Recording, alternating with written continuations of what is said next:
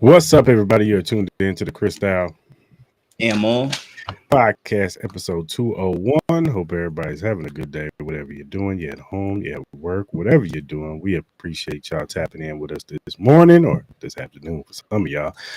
We appreciate y'all. Those listening on the playback, we appreciate y'all too. We got a full slate of topics of NFL, college football, college basketball, WNBA, MLB playoffs is going on right now. And we got to talk about some other things too. So before we do that, Mal, how are you feeling, sir? Man, I'm feeling good, man. Had a good day yesterday. Allergies is kicking my butt right now with the season change. I've been sneezing for the last 2 days and I can't stop. So I'm apologize now if I go on a sneezing rant. So I do apologize. But overall, man, I'm in great spirits. Feel good. Minus about my Raiders, which I will get into. But overall, man, how you feeling, my brother? I'm feeling good, man. It's game day. It's game day. You know what I'm saying? For me. Should be a good game tonight. Yeah, it should be a good game tonight. I'm feeling good, man. You know what I'm saying? Let's get it going, man. But before we do that, we got to get into these topics, because we got some stuff to talk about, brother. Yeah. So start with college football, dog.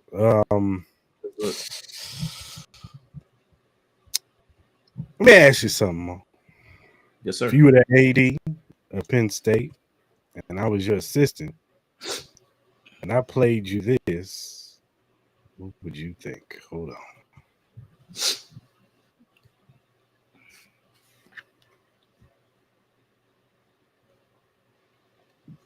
Multiple times during the game, I'm calling the play, but the headset's flipped up because I'm used to being a position coach. And then all of a sudden, I'm pressing the wrong part of the button trying to talk to him. Like, it was a mess. Hopefully, we'll get that cleaned up by next week. But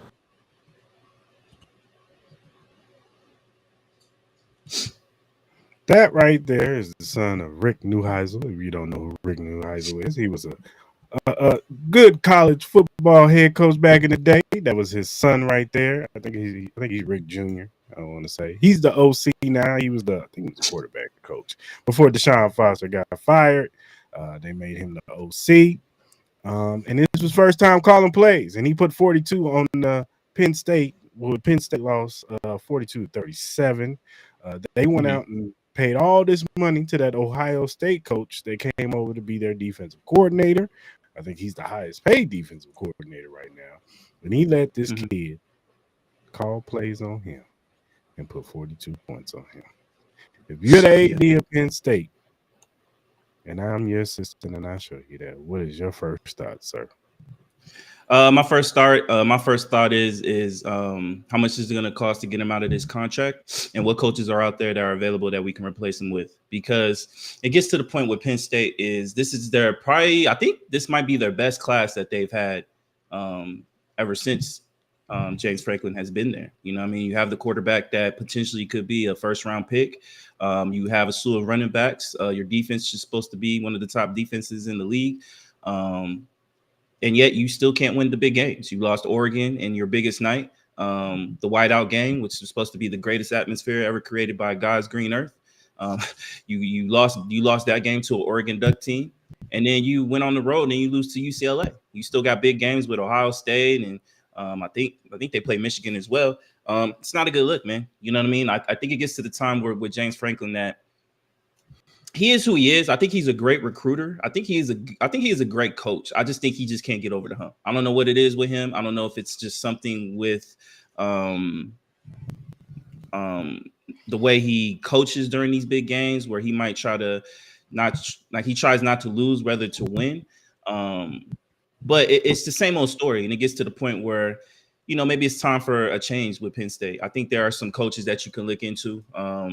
Maybe you can make some calls. Maybe you could try to pry somebody away from another college. I think Penn State has the money and the funds to do that. But I think it's that time. I think it's a change. I think both sides need to change. I think James Franklin needs to change the scenery, and I think Penn State needs to change the scenery. Yeah, it's been disappointing. Drew Adlar, he's supposed to come in being highly touted as one of the top quarterbacks in the nation, and he hasn't showed that in the biggest moments so far this year, especially in the Oregon moment. He had a chance to march down the field and possibly, I think, tie the game or win the game, and he threw a pick. But I think on the first drive, on the first play, threw a pick. These running backs, Katron Allen and Nick Singleton, they were supposed to be top draft pick type. I'm not saying these kids ain't down talented, but they haven't been that this year. They haven't been running the football like that. And outside of Oregon, they've faced teams like Villanova and Florida International. Like those are the teams you're supposed to be eating off of. And even in those games, outside of maybe a few, they haven't looked impressive. Well, hold on. Let me ask you a question while you're on this topic on the offense. I know there's been some conversations about the creativity of the offense. Do you think they're just uncreative? Do you think they're still running this basic offense? From what I see, yeah. I haven't seen and look, I don't know how good the receivers are for Penn State. Like I know Penn State gets talent, but they're not known for their receivers per se. Yeah. They're usually known for their running backs, and they always have a good defensive end. Mm-hmm. That comes out there. It's Abdul Carter, Micah Parsons, somebody like that. Always had that. Now I don't think they got that this year. I haven't heard any names of any defensive ends that's supposed to be highly talented coming out of Penn State this year. And like I said, the running backs, Katron Allen and Nick Singleton, was supposed to be really good. They were really good last year. That's pretty much what got them to the playoffs last year was those two running backs. And they haven't been that this year. So, and then Drew Aller, I just think that, good kid, probably he's got some traits. You see it. He's got the size, the arm strength, and all that. But when it comes to high pressure situations, he folds. Yeah. And look, I'm with you with James Franklin. Maybe he needs to change the scenery. Because the thing about Penn State is it is a big time program, and they're one of the schools that if you're a high quality 4 or 5 star recruit, of course you want to go to Penn State. But am I choosing Penn State over Alabama? No. Am I choosing Penn State over Oregon? No. Ohio State? No. Michigan? No. Texas? No. Like No. Florida State? No. Florida? No. Miami? No. Georgia? No. Yeah, no. Notre USC? Dame? No. Notre Dame? No. Like, no. Even Clemson. Like I know Clemson has problems, but you're not Clemson. No. No. No. Like, you're not. Like there's You're so not. many, and you got to think about that as a head coach. Like, if any of these jobs, Penn State have bread though. They do have bread though. They do have the money. But if I'm a head coach, do I want to go to Florida or do I want to go to Penn State? I'm going to go to Florida. Do you think Penn State still has that prestige with from the Joe Paterno days? I think James Franklin has done good work as far as, because remember, Penn State was in media hell because of the situation surrounding Penn State. Of course, with the whole, stuff, you know what I'm saying? Sexual allegations, sexual allegations, and all that. Yeah, with the Jerry Sundown, whatever his name is. Sandowski. Yeah, Sandusky, yeah. And then Joe Pa, you know what I'm saying? His legacy was tainted from that. And it put a stain on Penn State. It really did. Because Penn State, before that, Penn State was Penn State. You know what I'm saying? You looked at that like those were one of the top programs. So I got to give James Franklin this. He got them away from that. You know what I'm saying? Yeah. That we don't even associate. We don't even associate that with them no more. We don't even think about that. You know what I'm saying? So, and look, I get it. It's you can't just go out there and just pick good head coaches out there. Like, if you're gonna fire him, you better have a damn good coach to replace him with. Like, you can't fire James Franklin and go get the running back coach from Iowa State. I think there's some good qualifying coaches that you can get out there. Like, I think we got to see what's up with Sarkisian. I know we'll probably talk about that with Texas. I think he could be available, but to me, he seems like more of like a SEC maybe guy. But I could see him going to the Big Ten. I think you have like the young coach. I think over at Texas Tech, I think he's done an amazing job with that program. Yeah. I think you could call him. You can try to call Hell, take Chip Kelly away from us. Like, I'm not a big fan of him in the NFL, but I think he's really good in college football. We saw his. I think his offenses are more suitable for college play. So I think you could call him. We saw what he did with that Oregon program. I think he could do the same with Penn State. I think it will give some excitement for that Penn State, especially on that offensive side. Now, can he keep that defensive side still up to par? I think that's a good question on that. Yeah. But I think there are some qualifying things, and it's not like I want to make it seem like we're saying James Franklin is this terrible head coach. I think he's a good head coach. I think he's a great recruiter. I just think it's a change of scenery, man. It's just that time where I just think it just is what it is with what's going on in Penn State and all the pressure with him. And I just think it's time. I think it'll be good for both sides to just get a breath of fresh air. I think there's some good young candidates or even some veteran candidates that Penn State can go after if they want to go after.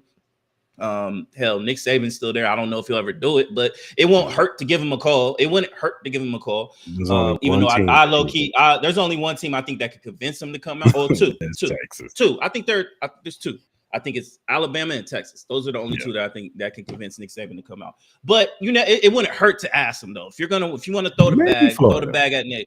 Maybe Florida too. Maybe Florida. I think he would rather stay in the SEC. I just think he's more comfortable with that situation. But you never know with Nick. Like, you just never know. If you throw enough money at him, he gonna have to think about it. Like, if you're gonna throw him $125 million for 5 years, 6 years, then he gonna have to think about it. But question off of this game as well: has this put Nico back into talks of him becoming that star quarterback that people assumed he was going to be with Tennessee after this game? I think it shows the quality of his ceiling, what it could be. Like, we've seen his floor, and it's not good, but we've seen his ceiling, and we see what people see in him. We see why he was a 5-star recruit. Like, he had an amazing game. We had 284 total yards. He had 166 throwing, 2 touchdowns. But he also had 128 yards and 3 touchdowns. So, you see the high ceiling for this kid. And like, if UCLA can build on this and take that, and look, I saw this when they played UNLV. He played like this. So I've seen this. I've seen it. We've seen it at Tennessee. We've seen moments like this with Nico, but we've also seen the bad. And that's the thing. He's got to have more days like this, close to this, so they can build. Because if Nico can finish the season off on a good note, he's going to stay at UCLA. I would assume that he would probably transfer again. I think he would leave again because now his market is higher. Like, it depends on how he finishes. Like, if let's say UCLA, I don't know, they go 8-4. You know what I'm saying? Game, and he balls out. I think teams would be like, okay, we'll take you. You know what I'm saying? You don't think a team that's losing their quarterback, like, look, I got a bold prediction. I'm going to save it for the next team that we talk about, but this team could call that Nico and be like, hey, come over here. Because it ain't looking too good.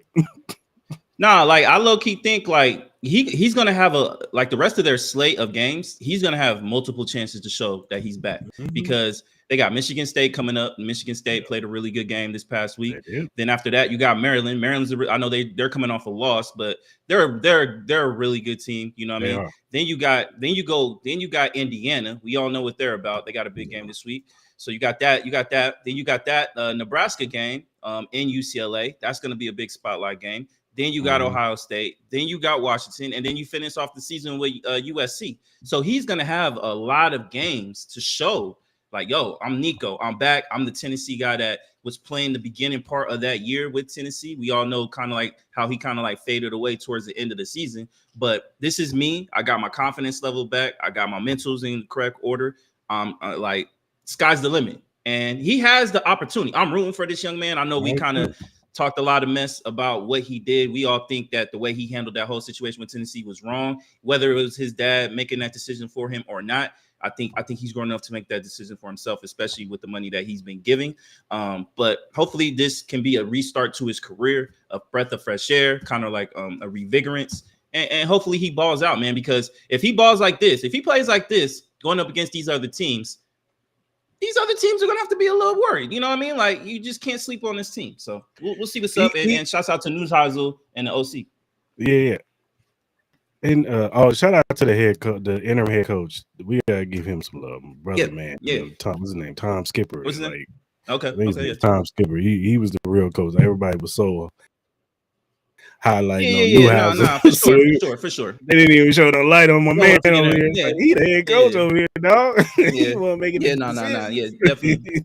Yeah, definitely show some love for sure. Too. So, if they go 8-4, there's a possibility he can keep the job and be the head coach there. So, you know what I'm saying. So, but even if let's say UCLA they don't particularly win these games, but Nico balls out, I still think he has a chance to open some eyes. You know what I'm saying? Like it's not his fault. You know, it's not his fault, but he's out there doing everything he can, and you still see the flashes from him.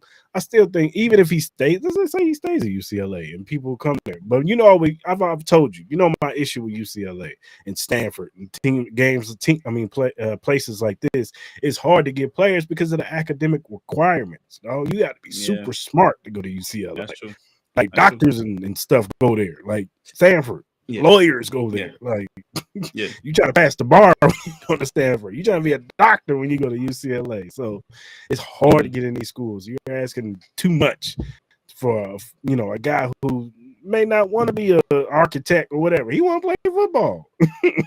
You know what I'm saying? So why am I going to go to UCLA when I can go to Alabama, give me a cool little degree if I even want one, and then do my little thing and maybe go to the league. So that's my only issue with UCLA. But outside of that, like, hey, if Nico could ball out, he could change the perception of him. And the only thing that scares me is if he does ball out, his pop step in and be like, "Yeah, we want my money."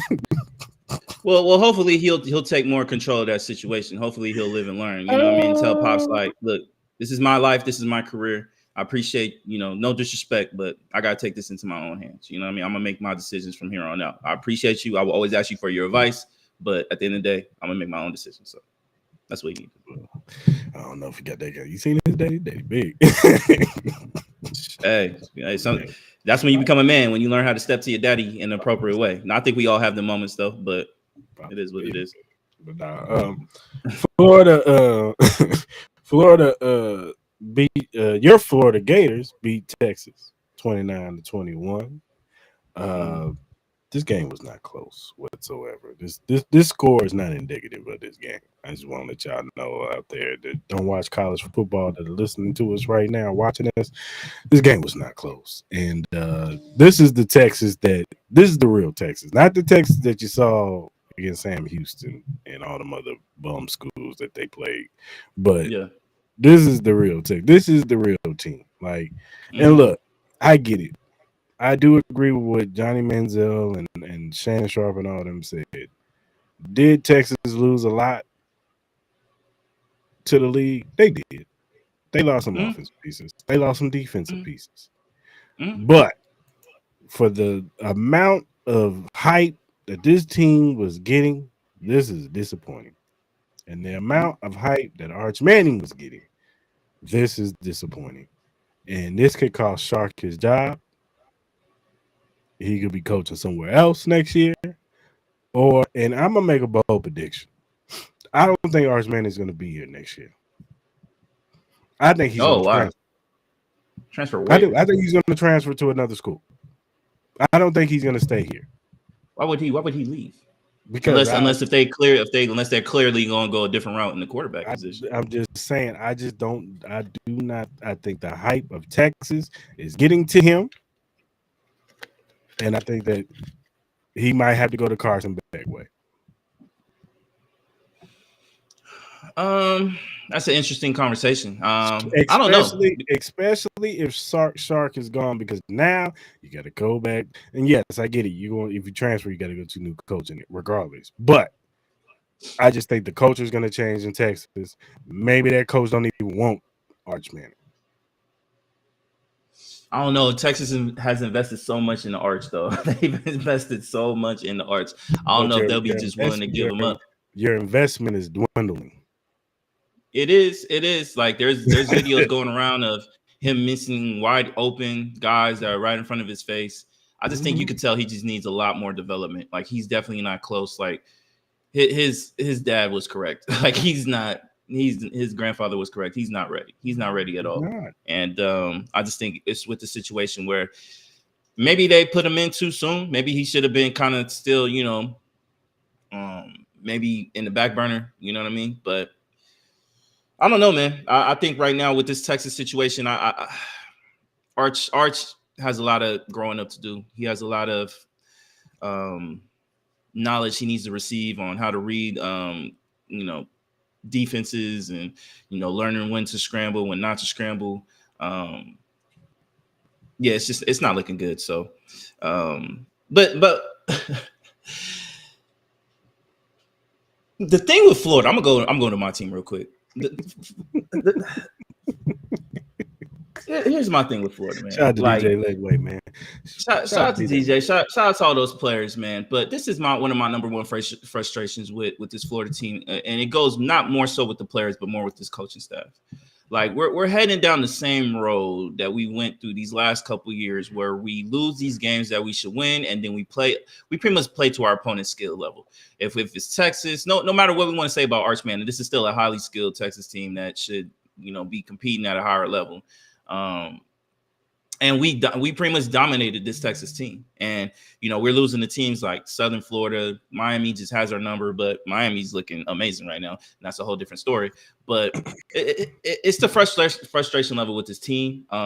I really hope that they change the head coach. Like we clearly need a new direction as far as leadership for this program. Our kids are way too talented to be going through the same situation year after year after year. This fan base deserves so much more. The Florida Gator embodies championships. Like we've been known for championships. I know it's been a while, but we got to get back to that. And Billy Napier is not the guy. He has to go. And I hope the AD realize this, and hopefully they don't take these, because I'm sure we're going to have a couple more big wins. You know what I mean? But hopefully they really see the true depth that there are coaches out there that could probably do better. I would take a Sarkisian. I would take a James Franklin. I would take a Chip Kelly.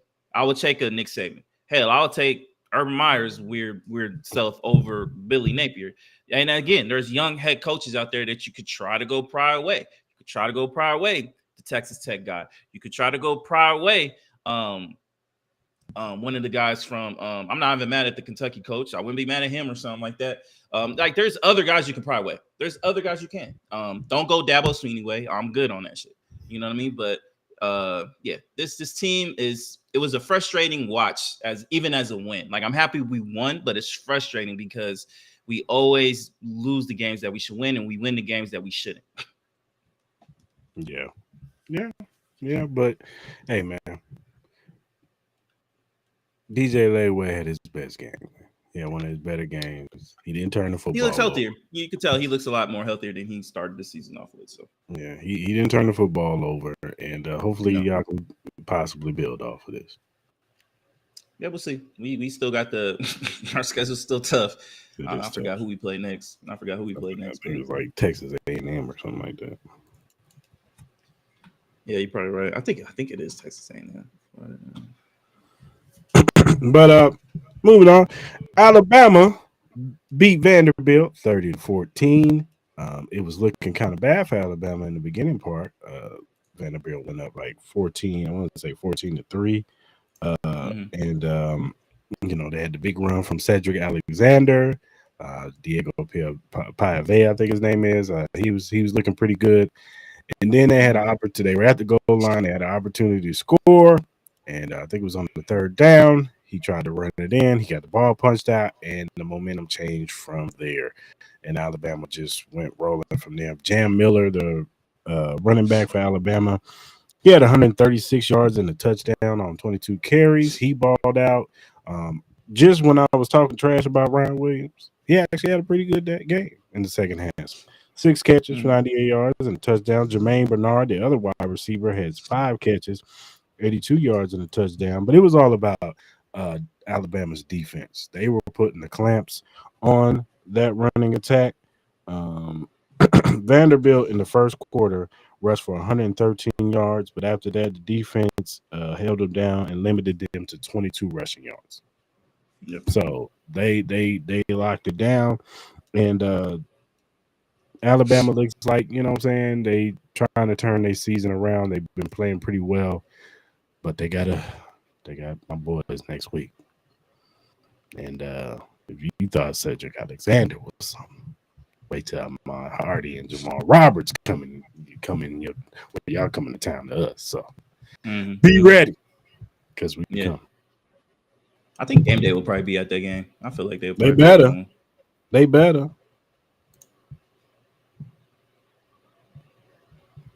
It should be. Like I think this was a closer game than what people realized. Like even with the score 14-30, this game was close going into the fourth quarter. Again, you lost out on pretty much 7 or 3 points off that fumble that could have put them up 14-0. So that game was a lot closer. I think Vanderbilt played a really good game. They had chances to win that game, but they just costly turnovers and some costly penalties kind of like hurt them out. But at the end of the day, I think this was a great showing from Alabama. I think Alabama is really finding its own. That quarterback, he's looking good, man. I can't really complain about this squad. Again, they're gonna have a big contest going on the road, so we got to see what's up. I think Alabama can't get got. I think y'all have a good chance of beating them in that game. I think it's going to be a really close game, but I think this is really going to test the character of your team. You know what I mean? I know we'll have more conversations about that on Wednesday, but it's going to be an interesting battle. I can't wait to see that, especially with the running backs going up against this defensive line and these linebackers. They've been playing pretty decent ball. This defense has been flying around, so I can't wait. But man, this was a great game to watch, man. Shout out to Alabama for the huge win at home. Yeah, for sure. Number 14, Iowa State lost to Cincinnati 38-30, but the score wasn't indicative of this game. Cincinnati pretty much dominated Iowa State for most of the game. They tried to, do a little comeback, but it was just a little bit too late. On 4th and 1 at Cincinnati 16, Iowa State opted for a QB sneak, but that was stopped. A turning point. The 82-yard bomb by Sobey to Goody then gave Cincinnati a buffer. Iowa State did score again and converted a 2-point try, but at the end, Cincinnati recovered the onside and closed it out. So Cincinnati is one of those, those teams, they can score. They can score, and they got a good offense. Iowa State, they're so up and down, man. It's just 1 minute they look great, and 1 minute is like, who the hell is this team?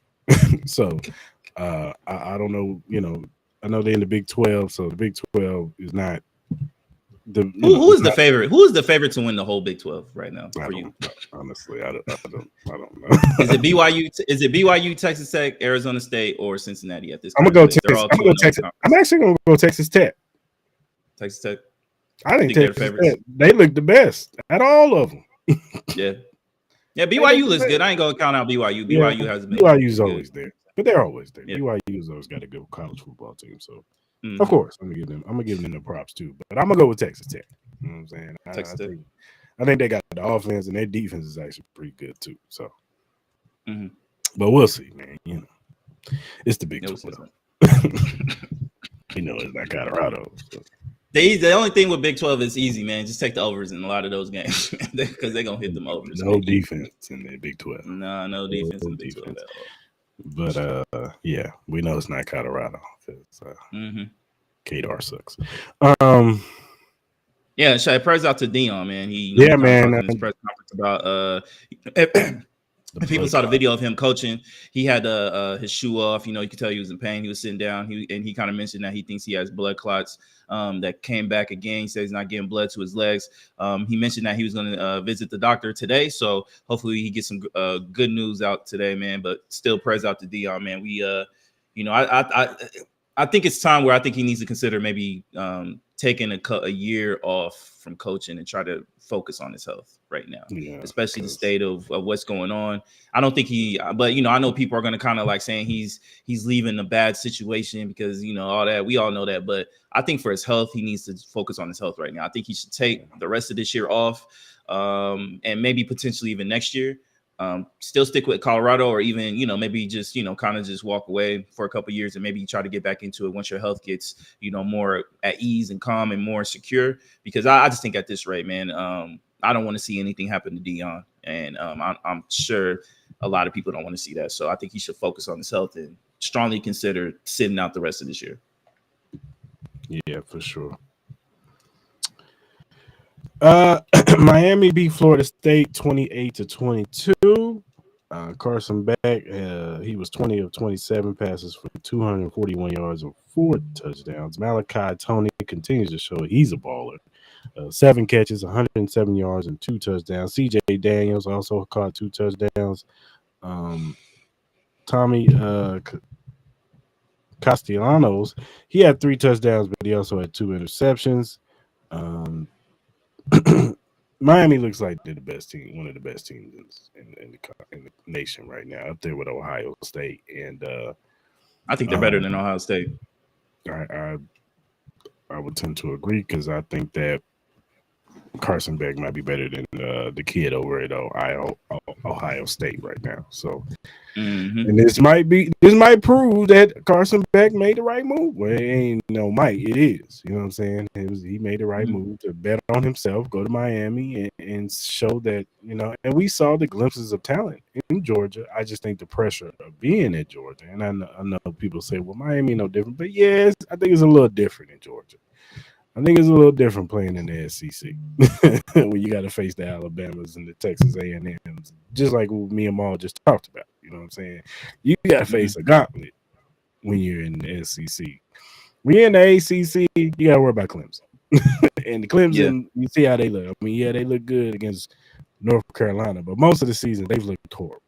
So that's pretty much the only team, really, maybe Syracuse, and they're up and down. So. Yeah. Miami looks like they're on the collision course with Ohio State in the national championship this year. If everything goes well, if everybody stays healthy, they're on the collision course. Maybe Oregon too. Oregon's up there too. Oregon, don't sleep on Oregon. Yeah. Is Carson Beck the clear-cut front runner for Heisman right now? I would say so, especially with Mater getting hurt. Yes, I think Mater would have been.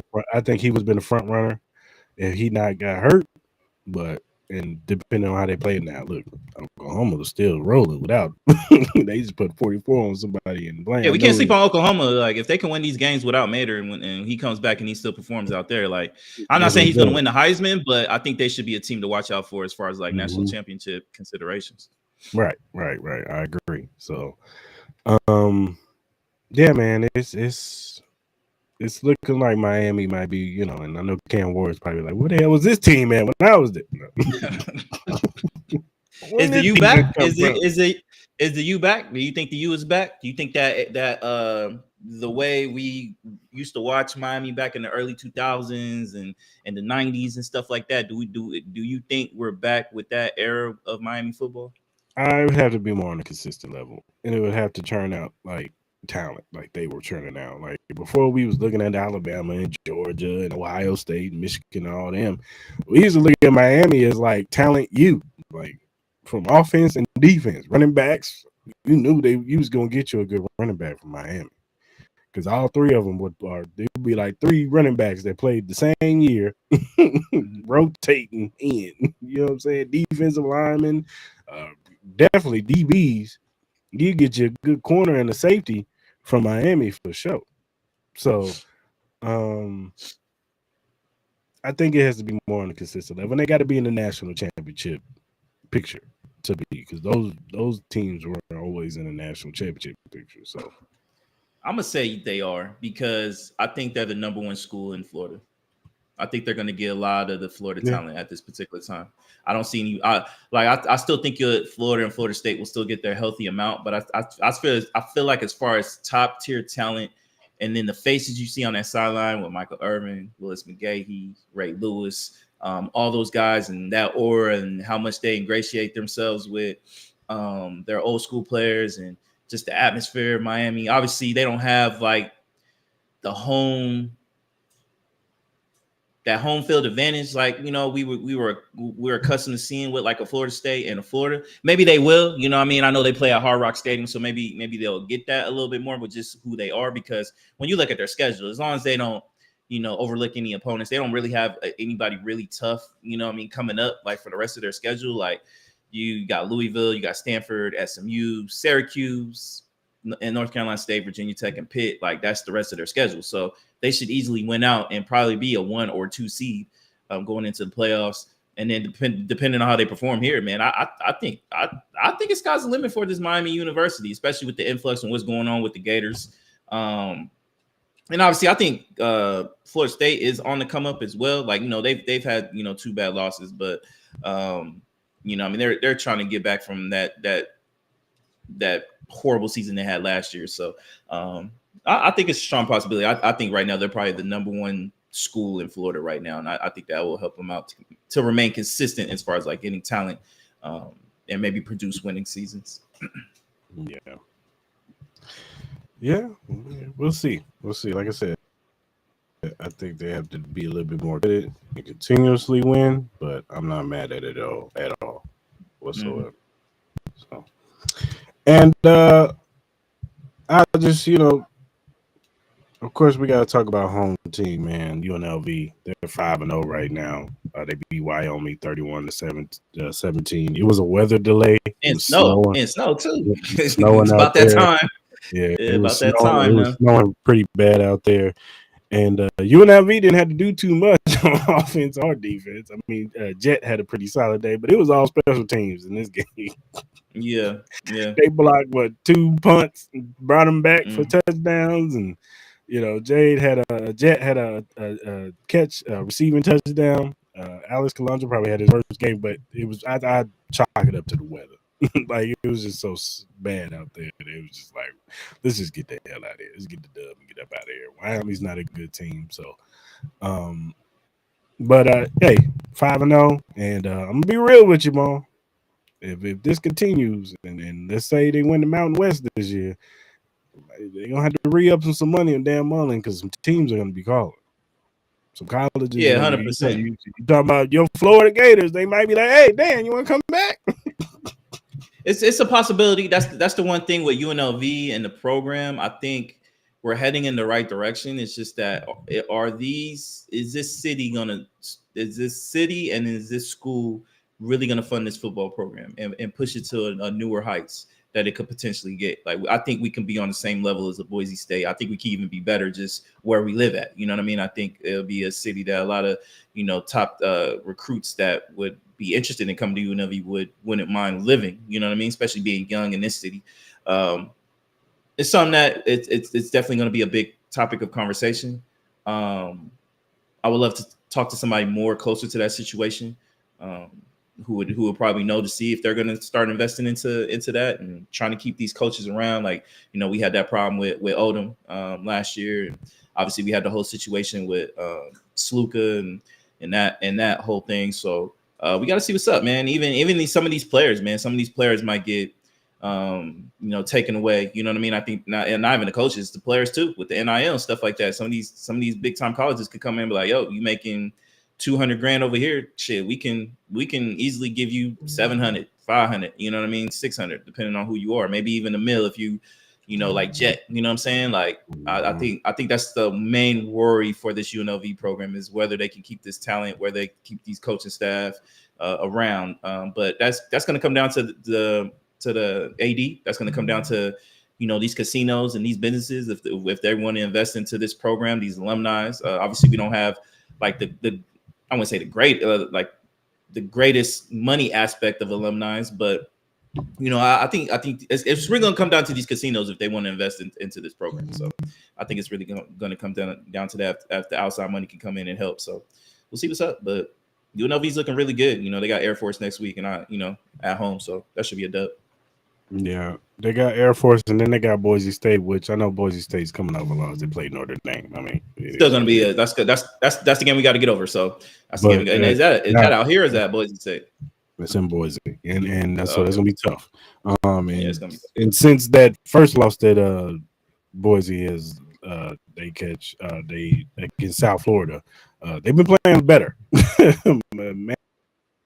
Hanson's been playing better, like better. So, and their running back, he's not Genty, but he's been solid. You know what I'm saying? So, Right.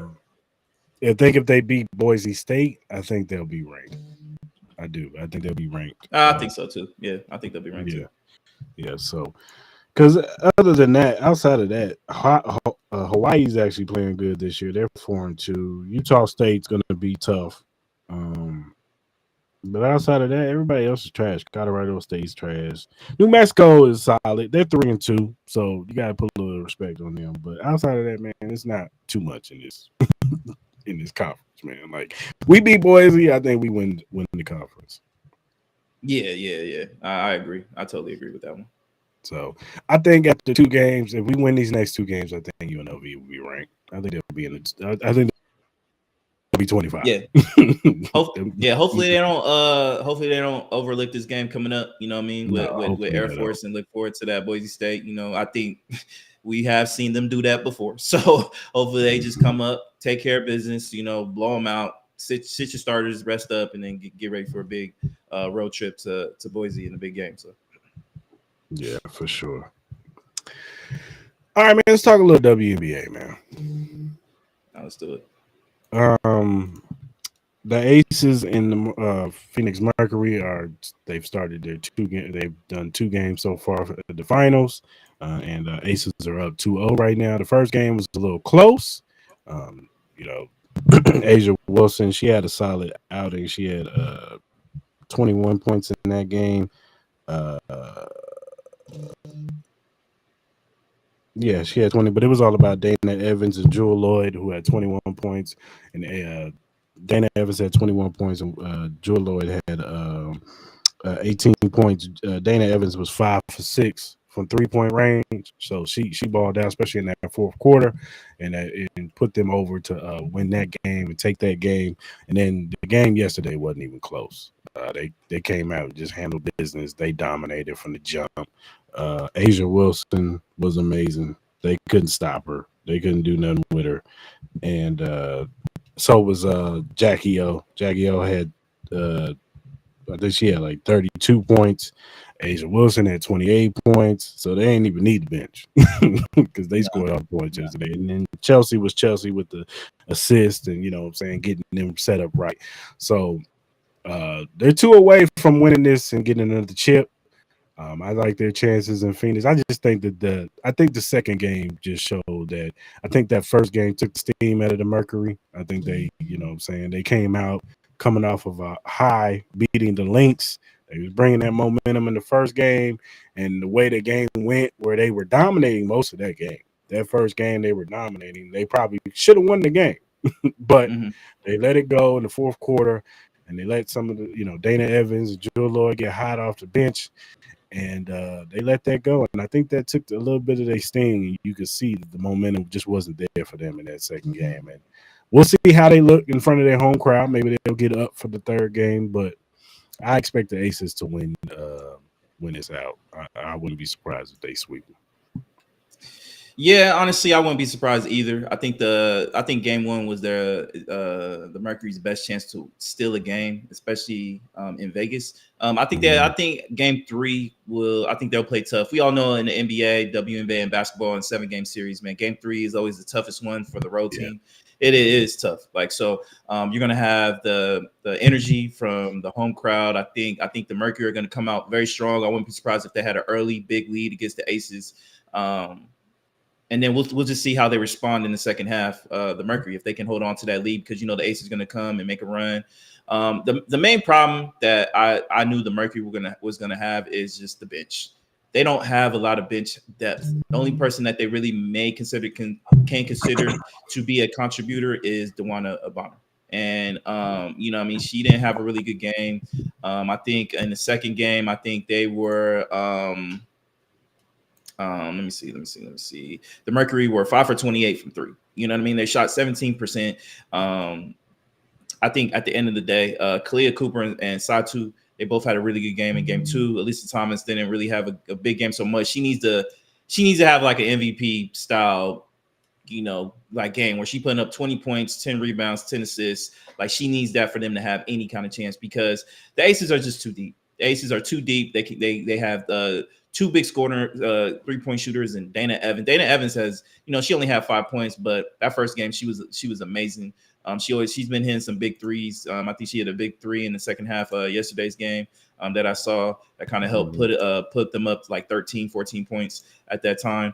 Jewel Lloyd, even though she had 9 points, she still had seven rebounds, 5 big defensive rebounds. She had 3 steals and 2 blocks. You know what I mean? Those are big stats that help, extend leads. And we all know what A'ja Wilson is. A'ja Wilson is always going to be the MVP and who she is. She's the GOAT of this league. And I just think that if the Mercury want to have any kind of respectable resemblance of making it seem like this was a good series, they need to win game 3. I think the Aces win, whether the Aces lose game 3 or not. I think the Aces will win in 5. But if they lose game 3, it's over. It's going to be a sweep, and then we can start anointing this team as being a dynasty. And then we can also anoint A'ja Wilson being the GOAT of WNBA basketball ahead of Maya Moore. And I love Maya Moore, but she didn't last that long. You know what I mean? Even though her numbers prove, and I've been seeing highlights, and a lot of Fever fan have been going at this Aces team and A'ja Wilson. I don't understand what the hate is with that team. I get it, but where did all this A'ja Wilson and Aces hate come Aces from? hate? Yeah, where did this come from? I think it's a combination of the stupidity from Fever and Caitlin Clark fans because they live in their own world. I compare Caitlin Clark and Fever fans to Trump supporters. Me personally, in a delusional world that isn't reality, and I don't think they really understand ball like that. And y'all can get in my mentions if y'all are Caitlin Clark fans. I don't care. I'll come back at you. I do not give 2 shits because y'all know I'm right. And I think it's a disrespect thing. And then I also think it's you kind of understand it with your Chiefs. I just think people get tired of seeing the same teams. What I mean, winning. Dominance. You know what I mean? Like you see with Patrick Mahomes. I think the Aces and the Chiefs are kind of like in the same lane right now. Currently, that you looked at this Aces team where it was just like, you know what I mean? They didn't start off well. Look like this is gonna be a down year. I know me and you were having conversations that maybe they should try to see what's up. Maybe even having to trade some players. And next thing you know, they shut me up. You know what I mean? They because I was completely wrong. It just seemed like they were just kind of like coasting at the beginning of the season, and they turned it up when they needed to turn it up. And then A'ja was A'ja. I never doubted A'ja at all. It was more the cast around her. But this team has proven everybody that they're still the best team in this league. No matter what you want to say, I get it. There's been injuries throughout this season with Nafisa Collier. We all know the Liberty went through a lot of injuries with Breonna Stewart and stuff like that. But at the end of the day, you got to play who you play. And they won. So, and then we'll see what's up. But I think the Aces are just kind of in that moment where I think people are just tired of seeing them always holding up the trophy and the dominance that A'ja Wilson is. But we need to respect it and we need to honor that. And it comes with the territory, man. People love to see successful people fail. I wonder if people felt like this, like when the Celtics and Lakers. Yeah. Lakers. I said you feel it now with your Chiefs. You do. You know what I mean? Like people are tired of seeing y'all win. You hear from me every single time. Yeah, like we respect the greatness of what Patrick Mahomes and Andy Reid has created with the Chiefs. But at the end of the day, people are tired of seeing the same. They did it with my Lakers with Kobe and Shaq. They did it with the Bulls. They did it with the Spurs. Mayweather. Like it happens. Nah, go ahead. Can I ask you a question? If you weren't, and I know it's hard for you not to think like that, but humor me. If you weren't a Raider fan, would it be that much of disdain for the Chiefs?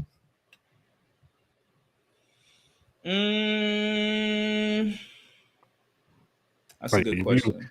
If you were, I don't know. Nah, because if I was like a Rams fan, then I would the disdain level wouldn't be as where I'm at because I'm a Raider fan because we're rivals. You know what I mean? We're in the same division. We're rivalries. We have history. You know what I mean? I think it would be the same if we were on that scope. Like I think y'all be the same way. Y'all be irritated shit. If I was a Rams fan, I would be tired of seeing y'all win, but I I'll be like, damn, we got to watch the Chiefs again. Like, damn, it would suck. But at the same time, I want to be like, like F y'all. Like, I'm like, I can't stand y'all type stuff. Like, nah, I wouldn't be like that. Like, I think it's if anything, it will be, I guess, the arrogance of Chiefs fans in this current state. Like, I think certain Chiefs fans are very arrogant, and they forgot where they came from. Like, just 6 years ago it was a totally different story.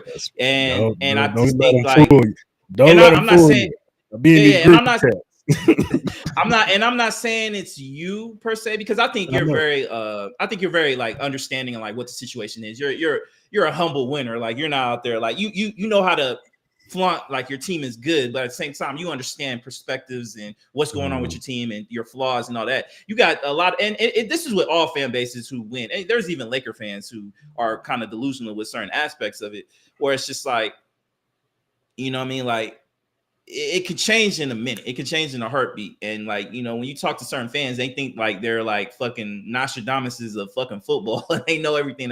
It don't work like that. It's just your team is really good. You had some opportunistic opportunities in certain seasons, whether it's, health has been on your side, whether the ball bounces your way, you drafting a quarterback that wasn't projected to be this all-time great talent that ended up turning into be this all-time great talent. Andy Reid leaving Philly after all those questions about him not being able to finish and get over the hump with those Eagles teams, to now taking this Chiefs team over and turning into the greatest head coach of all time, up there with Bill Belichick. Yeah, like that all is luck. That all is just the stars have aligned your way. And I think that's what it is. But yeah, that'll probably be my biggest annoyance. But no, I'm a Raider fan. I hate y'all guts. I can't wait to see y'all go back and being in the dump and y'all sad and doing all that. I can't wait for that. I can't wait for that because bro, that rant for this Raiders team is about to be nice in about an hour. So but it is what it is. Oh man, that's funny. What's your thoughts with before we get off that the whole situation with, I know we didn't go too much in depth with the Nafisa Collier talking about the commissioner and stuff like that, this collective bargaining agreement. Actually, I do want to play this clip from Shanae. Oh yeah, go ahead. My bad. I apologize. No. She said never shied away from tough situations, but unfortunately, the reality is she shied away from tough conversations, which is a negotiation. In order to have a negotiation, you have to have conversations. And I think it's apparent, abundantly clear, that there has been a great divide between the players and our commissioner or the league office in order to have productive conversations. And now Nafisa's statement that she made in her exit interview is accountability. WNBA players never want to throw out all the smoke. They don't. They only do it when necessary. They're always strategic. They're always calculated. We talk about the t-shirts they wore at All-Star. That was a collective decision. These are members of the executive committee of the WNBPA making these statements. And obviously, they understand the magnitude of the moment. We're here at a WNBA Finals in an unprecedented year. These players are going to stand on business on the court, but most importantly, they're going to do what the W has always done. They're going to stand on business off the court and fight for what they believe they deserve. And I want people to understand, because oftentimes we mention CBA or we talk to the WNBA, we always compare it to the NBA. Well, the truth is, I said this before, comparison is a thief of joy. You think of revenue share and you're like, oh, they want the same. They want equal. No, they just want a fair share. Sure. They want to outpace inflation. They want to grow as the business grows. That is where things are at right now. So these women are smart. They've done the numbers, they run the numbers. I know this because I was previously on the executive committee, and everyone is playing their role to get to a point where they avoid a lockout, they keep this product on the floor. But in order to do that, you have to have conversations, and now it feels like it's been wasted time, and that's on Kathy, unfortunately. After hearing that, what do you think about what she said, Shanae said?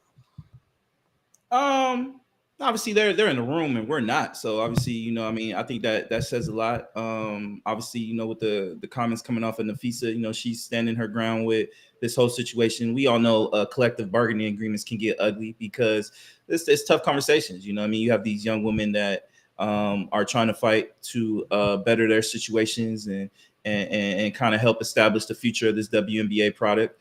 For future stars that are about to come in this league. And the thing with and then obviously there's also been conversations that Nafisa Collier has like called off more meetings with Kathy, that she doesn't want to do it, that the relationship is beyond repair. But I don't agree with that because you still have to go to the table. You still have to negotiate. At the end of the day, Kathy Engelbert, maybe she hasn't been the best as far as communicating, but at the end of the day, I think you have seen growth with the WNBA. She's been able to get deals with new TV deals. She's been the growth of this league. We've been seeing the WNBA go from being in kind of like low tier college stadiums to actually playing in actual NBA arenas. You know what I mean? Like we see the growth with the Stardom. We see the public supporting these young ladies. We have strong fan bases, whether it's Caitlin Clark, whether it's Aces fans, whether it's Fever fans, Liberty fans. We have strong fan bases. Celebrities have been supporting this league. We've seen the NBA players support this league, supporting these young ladies. The NBA has been very supportive of this WNBA. Let's be honest. The NBA has been the one that's been pushing the lifeline for the WNBA because the WNBA hasn't been making revenue. They finally are starting to make revenue. But I think for her to dismiss Kathy and not want to do meetings anymore, I think that doesn't really help the situation. At the end of the day, y'all still have to go to the negotiation tables. And you got to understand these owners and NBA owners who've all been investing in this league, they're going to want their money back too from all the investments that they've done in this league too. So I'm curious to see what happens. I think it seems like we're heading into a lockout. I know a lot of people have been kind of having conversations that can a rival compete with the WNBA? No, it's not going to compete with the WNBA. I think those are two different stylistic leagues. We're talking about like 3v3, 1v1 type stuff. It's not an actual league. And then obviously, me and you kind of talked about that. I think that's more of like a country club for basketball in a sense, because I think it's just more of the elitism of who's who in basketball. I don't think you're going to get like the third string point guard that's going to get an offer of Unrivaled. That's not happening. This is for Paige, This is for Caitlin, this is for Andrew. So we'll see, man. I think we're heading into a lockout situation because I think these women are very, very prideful, which they should be. And I think the NBA and the WNBA are going to be, they're going to be strong in what they feel like these ladies deserve. So I think there's a lot of stuff, with pregnancy and protections of that. We saw the whole thing with De'Erica Hamby and all that. Again, is it a good look for Kathy? No, but I don't think that these ladies should not take meetings with her, not take meetings with with whoever she's involved with, because you guys are gonna have to meet at the table. So we'll see what happens, but it seems like we're heading into a lockout. And I think that will just hurt the league, but we'll see. They got into next May to kind of hopefully, well, I would say before that, because then you got to kind of establish, training camps and all that. If it goes into May, then it's the delay of the season. And then on top of that, when you delay the season, then it's going to be like, now you're competing with, the NFL. now your season's going into NFL preseason. Like you're not gonna compete against that. Like you're not winning against the NFL. Like it's already bad enough that the WNBA finals is going on during NFL Sunday. Like I think the promotion of this league, like honestly, it was stupid as hell to have the WNBA game at 12 noon on a Sunday afternoon during football season. That was the dumbest shit ever. It's dumb. Like that doesn't help the promotion of the game. Like, and that's been kind of like one of my issues with this league is they don't put these ladies in a better predicament. Like if you're going to have it on Sunday, have that thing Sunday night. It's in Vegas. It's West Coast. Like have it Sunday night. Like have it. I know you still got to kind of compete with Sunday night football, but I think it'll be a little easier with a lot of these YouTubers, the way YouTube is, where you can have the multi-box, the multi-streams. Even if you're at like one of these bars, it's not like you got 8 NFL games and in a little corner. That's how it was yesterday when I went to the George. You had the WNBA game and a small TV on the right, where everything else was just NFL, and it just kind of get lost in the sauce. Like you know what I mean? At least it'll have a better chance when it's going up against another game, and then hopefully you can maybe that game might be a blowout, and then people might want to gravitate towards the WNBA game. But it's the way they've been doing it. It's kind of dumb. And then on top of that, you're competing against Major League Baseball playoffs. That's true. That's the thing that you're competing with, which is going to be tough. Like you're not. I'm sorry with the WNBA. We are the biggest supporters of WNBA. You're not going to compete when the Yankees are on. You're not going to compete when the Dodgers are on. And it's not going to happen. The Cubs, it's not going to happen. It's not going to happen. So. Even though it ain't been much of games. No, it hasn't. It hasn't. But I think the WNBA needs to strongly consider maybe moving the time up for their league. Like the WNBA finals should literally be the week before. That gap where it's like The NFL is done with their preseason. College football, they have like their week 0 games, but they're nothing like pressing. They're not like you have like maybe one decent game. I think that's when that week you should start the WNBA finals. That's when your WNBA finals should start, is right then and there, and finish before the NFL season starts off. But again, I understand that it's kind of hurts because you have women's college basketball. They don't end until March, April, and that kind of affects it. So it's hard. They're gonna have to figure it out, because the more this league grows, I'm gonna finish off with this. The more the league grows, the more the expectation that they're gonna add more games. You're gonna be competing against these top level leagues. So you're gonna be going into football season. You're gonna be going into NBA season. You're gonna be going into top baseball playoffs, like the end of baseball season, where cats like me, I'm not even a baseball guy, but I will watch MLB playoffs. It's one of the best things in October. It's really great sport, especially with the pitching time clock and all that, and some of the new rules that they've been adding. I think it's helped the league, but it's kind of hard. But it's kind of hard. It's kind of hard to figure out where they're going to fit in. Like, this league is growing, but you're competing against some of the elite giants. I don't care what you say about the NBA. The WNBA is not going to beat out the NBA. It's just not. It's not. No. It's definitely not going to beat out football. It's not. The NBA can't beat it. Major League Baseball can't beat it. The WNBA has no chance against the NFL. So how do you compete against that? How do you schedule around that, knowing that this league is growing and you're going to add more games eventually, which they've been slowly doing, as we've been seeing? Because eventually, when you add more teams, which how many more teams we're going to get with the WNBA? Two more. You're going to add more games. So eventually we're going to be at 60 games, and then the playoffs aren't going to start until what? Week 2, week 1 of the NFL season? Like, that ain't gonna work.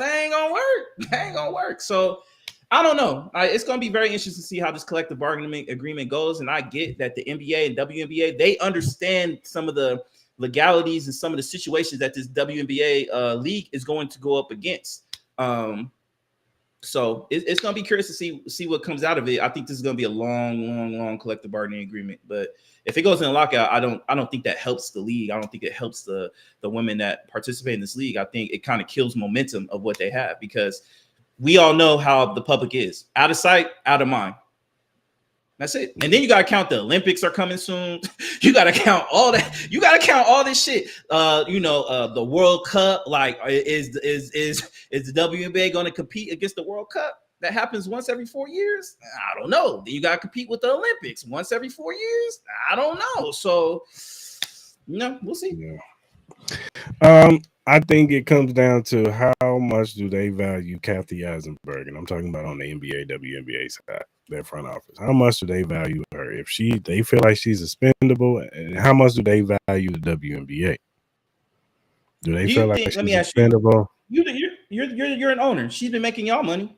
You gonna fire her? Business wise, she's been doing good. We're just talking about communication with the players. The players feel like, she don't care about us. But on the ownership side, she's been making them money. They're making over $400-500 million. And I hear you. I'm just saying, what is more value? Is it the product, or is it the lead? Is it Kathy Eisenberg? Is it Nafisa Collier? Is it Asia Wilson? Is it Caitlin Clark, or is it Kathy Eisenberg? Because at the end of the day, we've said it. If they're ready for a lockout, then their message is, we made you. And Rival is not going to put up the numbers that these ladies think they are. But that's what a lot of these people think Unrivaled is going to be kind of like the demise of the. It's not. But I respect it. But it was some good basketball last year. But still, it's not. But it's going to come down to what do they value more? Do they value the team, the players in the WNBA who are now making more money? And we got to acknowledge Caitlin Clark has boosted it up a little bit now, even if the fan base that comes with her, even if she asked for it or not, it's crazy. But at the end of the day, the WNBA and the NBA, they like that shit. They want discourse because guess what? You're talking about it. Sure. You're talking about the WNBA, whether it's disarray or not, even though it's weird or not. They love it because it equals dollars and money and analytics. So do they value that? Do they Obviously, value the we know. product? Do they value Asia Wilson? Do they value Navisha Coley and what their stance is? I'm saying, do they value these players saying we don't want to work with Kathy Eisenberg? Or are they going to look at Kathy Eisenberg and say, look, yes, you made us money, but we feel like we can get somebody else to do the same shit you did and better. But then it's just going to delay talks because then you got to find then you got to go through the whole process of finding a commissioner. We all know that takes time. Then you're going to have to restart all the talks all over again because now you got a new person that's in these conversations that has to get re-up on everything that's been going on. And we all know that takes time. That's delaying. At this point, I think it doesn't really, you're going to have to deal with her. And then afterwards, then that might be the point where she might get cut. But I she ain't think going. if they were to appoint anybody, I'm sure it'd be somebody who's been in those rooms. I don't think it'd be somebody who's just fresh off the street. I think it'd be somebody who's been in the collecting bargaining. Maybe she's been close to it, and maybe she's in second command or third command, whatever. But she has different views than Kathy Eisenberg. Maybe she's more pro player. You know what I'm saying? Like or he or she. I don't know how they work it, but he or she maybe, and they like this one better. We've seen it in business all the time, where this person over here, it was a good businessman or good businesswoman, but she was a little bit of an asshole and she had a hostile working environment. With this person got pretty much similar core values as far as business, but they're more of a people person. Look, let's have a real conversation. The reality of it, these ladies aren't going anywhere. These, like, Caitlin Clark is not going to pick up and just be like, I'm never going to play in the WNBA ever again as long as Kathy Engelbert is the commissioner of this league. That's not happening. Nafisa Collier is not going to just get up and be like, I'm never going to come play in the WNBA game because she's the commissioner. Asia Wilson ain't gonna do this. They may not like her. There's players who didn't like David Stern.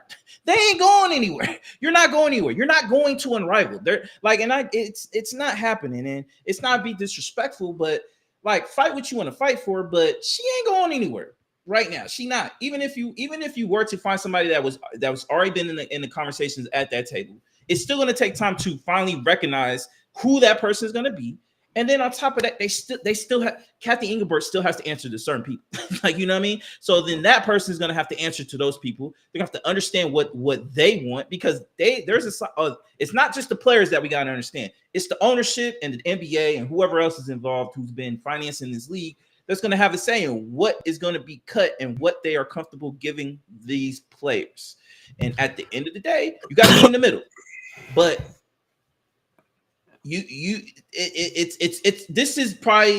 this might be one of the most interesting collective bargaining agreements and discussions we've seen probably ever, especially in our lifetime.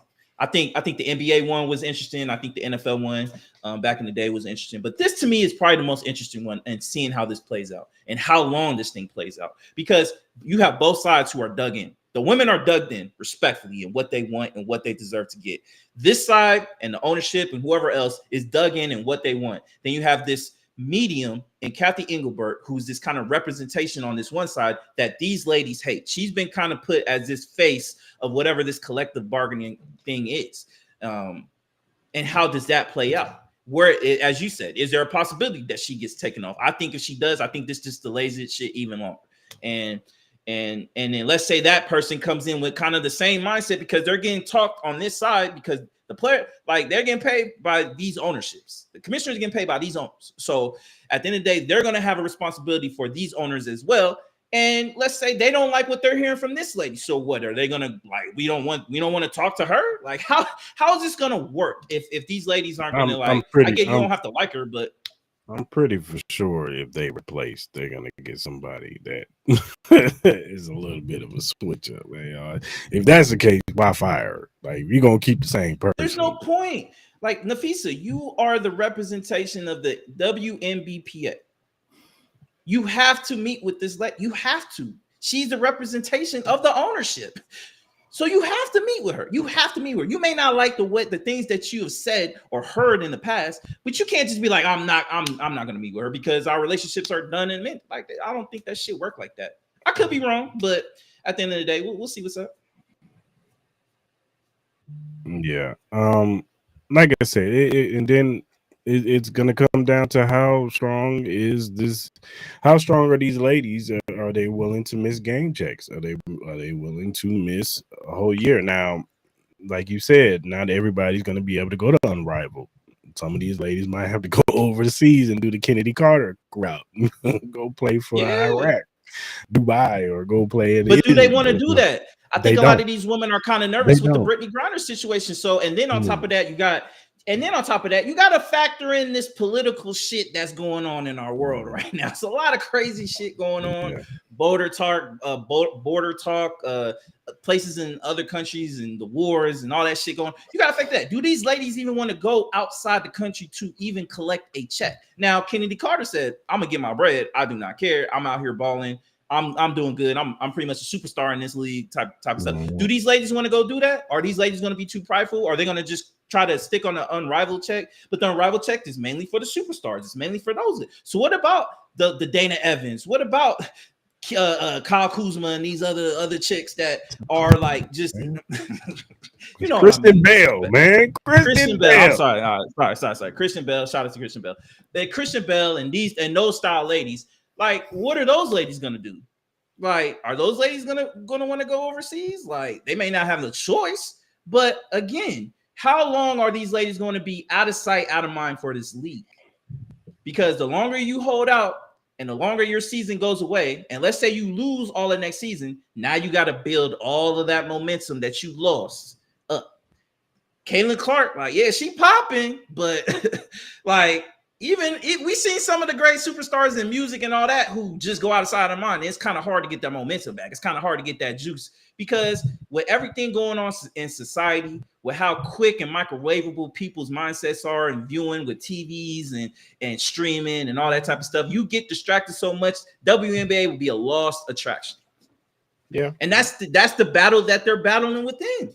And it's you got to kind of take it. And I know those ladies probably don't want to hear that shit, but that's the reality of the situation. We saw Major League Baseball go through this shit, like where they lose the whole World Series, they lost the whole season, and we saw the impact that had on them. And they've been trying for years to get back the momentum that they had before that whole strikeout. And I'm sure there's other things that relate into why the league kind of fell off like it did.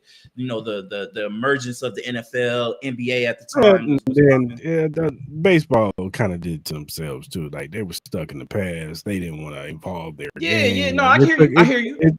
It took some time for them to finally. But we didn't have this game faster. No, facts. And it took them forever. But at the same time, we didn't have all the distractions that we did back in the day, though. We didn't have all the distractions that it's way worse now with media. It's you get distracted with media so quick. People don't even watch TV like they used to anymore. Like, so again, the WNBA ladies need to understand. I support these ladies with all my might. Get what you can get, because I'm always gonna be forward to the working force of any corporation. Get your money. Like we're in unions. We understand that. Like, get what you can, because these corporations they look at you as numbers, and if they can replace you with somebody else who can do that, then cool. Like, you know, there are certain people within the WNBA who are more important than other ladies, and there's a pecking order. We understand that. Caitlin Clark, Asia Wilson's, Angel Reese's, they're up here. Everybody else is kind of like, you know, below them. It's just the reality of the situation. But, you know, you don't want this league to just go out of sight, out of mind. And it's tough because, and again, this is going to be so interesting to me to watch how it plays out. Yeah, I agree. All right, we're going to take a quick commercial break, and then we'll be back. Introduce yourself to Magnet, the ultimate sports drink. Are you ready to take your performance to the next level? Do you want a sports drink that eliminates the muscle cramps and fatigue when working out or training? Meet Magnet, the sports drink designed for athletes who refuse to settle for mediocrity. It's power-packed electrolytes and rehydrates and restores balance with their scientifically formulated blend with magnesium that fights fatigue and boosts endurance. It has natural ingredients made with real fruit extracts and no artificial colors or flavors, because your body deserves the best. It has delicious flavors like mixed fruit and watermelon that keep you revitalized and ready for action. It will boost your performance with essential vitamins and minerals. Magnet fuels your workouts, helping you crush your goals. Join the Magnet movement, whether you're training, competing, or simply staying active. Magnet is your go-to refreshment for peak performance. You can order it now on our direct link at drinkmagnet.com. Also, use promo code Cris Mal to get $5 off your purchase. So don't wait. Again, that promo code is Cris Mal to get $5 off your purchase. Get Magnet, push your limits, fuel your passion.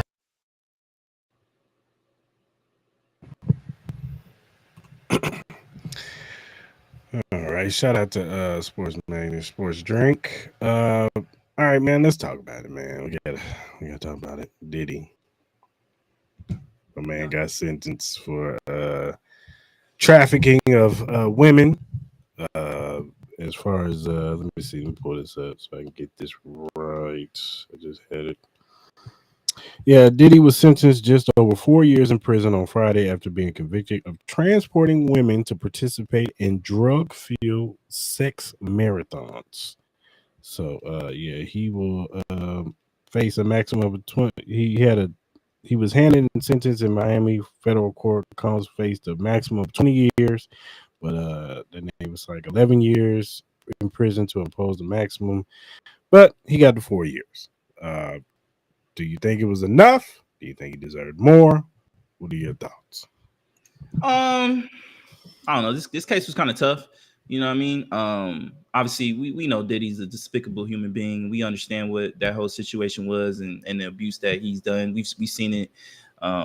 The kind of power control that Diddy has had over people, whether it's in relationships, whether it's under music deals, all that type of stuff. So again, you know, you kind of said it, that prosecutors were kind of getting 11 years. A lot of people kind of predicted that it would have been kind of like in between 5 to 7.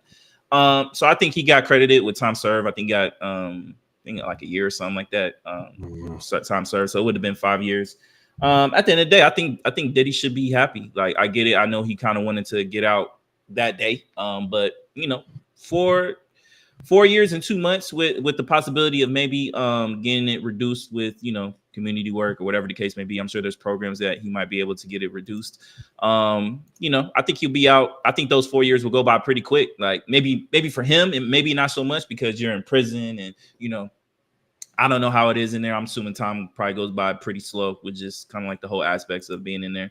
But he should be happy. He only got four in a couple months. So I'm kind of curious to see how, when he does come out, how the response will be, if people kind of forgive and forget type of situation. Obviously, the people that were involved in some of the despicable behavior that he was, he did to certain people, i.e. like Cassie and stuff like that, I'm sure they will never forgive. But I'm kind of curious to see how the general public will do. I'm sure there's going to be a good portion of people that will always have him canceled, and there's going to be another good portion of people that will probably still support him. And what he does with his future endeavors, like, does he get back into music? Does he, get back into, trying to be the Diddy of old, or does he turn in a new flight and become like a pastor or something? I don't know. I don't know, but we'll see what's up. But I don't know. To me, it was kind of expected. I knew he was going to get some kind of time. I just didn't know how much. Do I think it was enough or not? I don't know. Like, at the end of the day, he got what he got, and just kind of is what it is. So yeah, I'm surprised he didn't get time served. I was expecting him to do some time served mess and have him like on like 4 years probation or something like that. But yeah. And but hey, he got what he deserved, you know what I'm saying, for doing the acts that he did. And hey man, this is some time for him to do some self-reflection. And hopefully he comes out and becomes a better citizen to this world. It doesn't excuse the stuff that he did in the past to Cassie and numerous of other people that he did this to. And all you can do is just pray that he comes out a better man. That's all you can do. You know what I'm saying? Do you think he continues his music? You think he continues doing that kind of lifestyle? and you know that I know our culture, and especially hip hop culture, is very forgiving. Golf. You know Take our up golf. our culture is very forgiving, especially hip hop culture, and he has a lot of relationships with a lot of people. Nori, Jay Z, you know, the list goes on and on. They're gonna welcome him back, and if he wants to come back out and get back into the music business, he's as much as he's probably hurt a lot of careers, he's helped a lot of careers too, and people don't forget that. You know what I'm saying? Mhm. Like, guys are they're gonna help him when he comes out, and he'll. I'm not saying he'll be what he used to be, but I don't think that he's gonna be gone away because unlike somebody like a Dame Dash who's burned a lot of bridges, I think Diddy has still built up enough, I guess, credit, as you could say, that he'll be welcome back in the music business. Like I said, it's a forgiving business. As long as you can make money for us, we're gonna welcome you back. So Yeah, for sure. all right, let's do our BetUS Surefire picks.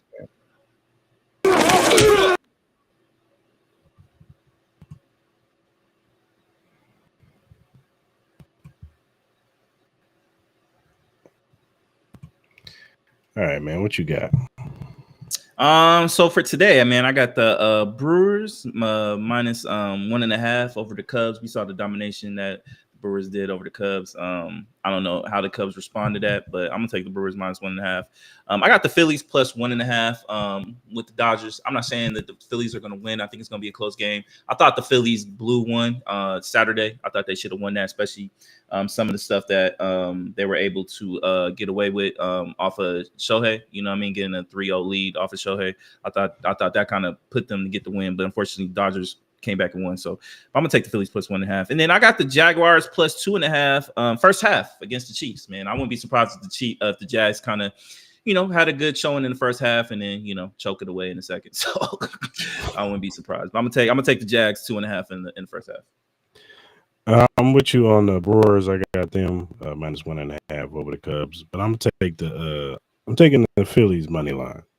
I'm gonna take them straight up to win it, and then I'm taking the Chiefs minus 3.5 for the game. I just think that at the end of the day, in the fourth quarter, I think that we'll just have a better showing. And I don't think the one thing that the Jaguars live off of is turnovers. I don't think we'll turn the ball over 3 times. So some people have predicted Travis Hunter breakout game today. So. Yeah. We'll see. You got the run line? Yeah. All right. If you look at the screen, you'll see the QR code for the. You'll see the QR code for the BetUS website. Go ahead and scan it. This is first-time users only. Put the promo code JOIN125. You get 125% sign-in bonus plus 10% gambler's insurance because they got other things on the website. That's 3 risk-free bets on the first 3 deposits on $100 up to $5,000. That means if Maul wants to take $100 on his first 3 deposits and bet and he loses, he keeps his money. So he can go over there and, try to win some money, or on his first 3 deposits, if he has a little bit of bad luck, he still keeps his money. Now, after that, it's on you. You know what I'm saying? Don't come back and say, oh, Cris Style Mal. No, we told you on the first 3 deposits, you don't lose your money. So go over there, sign up, tell them Cris Style Mal sent you. And that does it for our BetUS Surefire picks.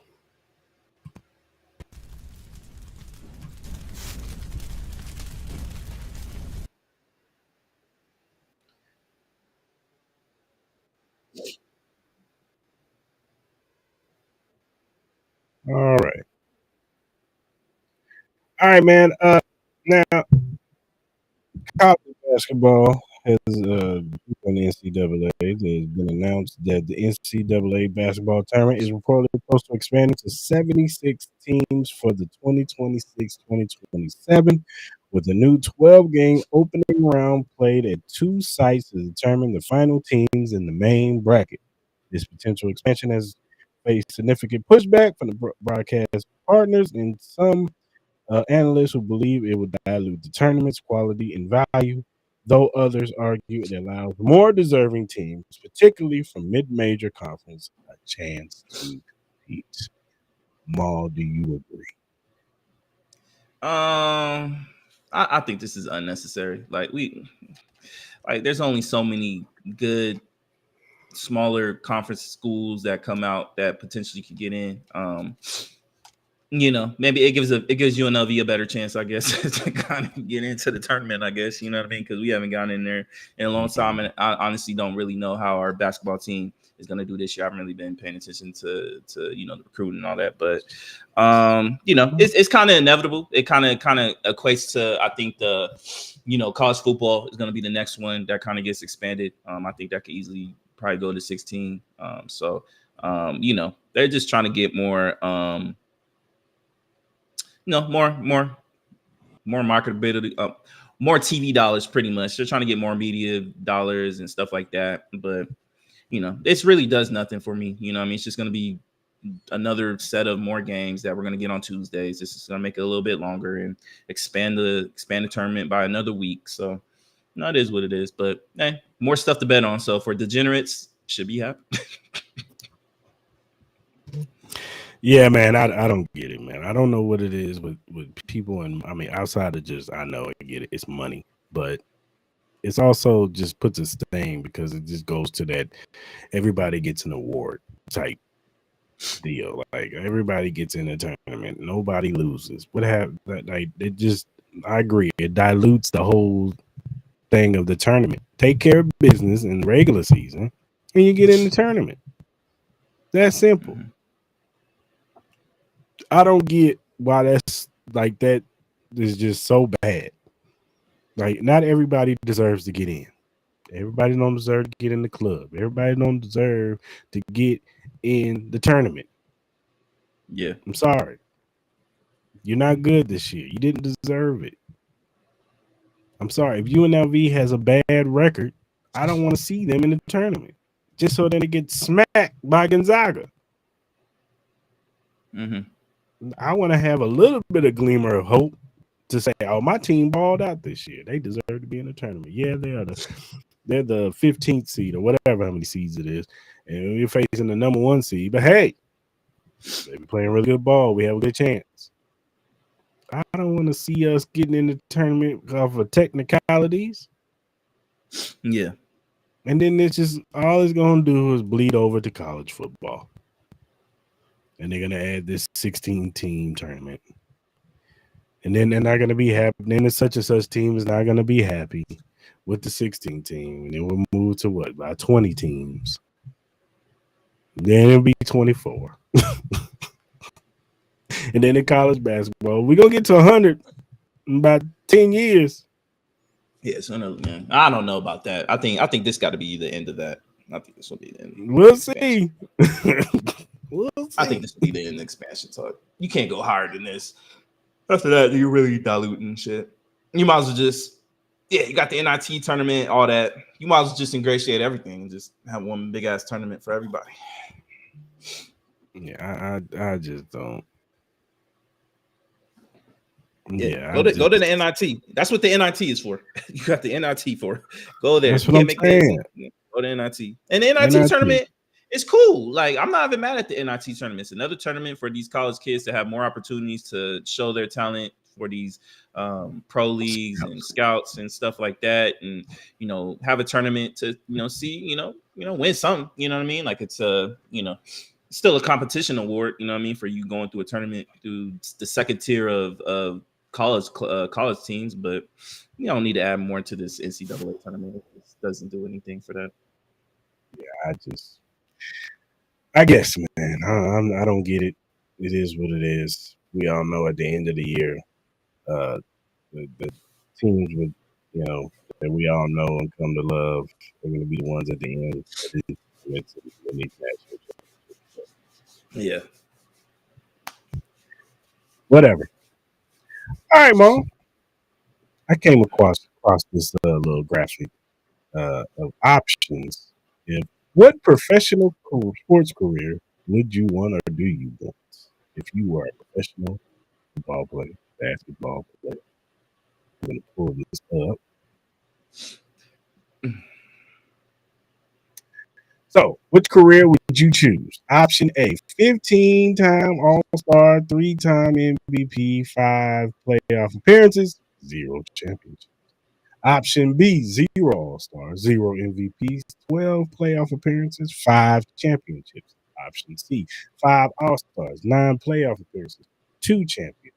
Or option D, 3-time All-Star, 1 MVP, 3 playoff appearances, and 1 championship title. You, sir, what would you choose? That's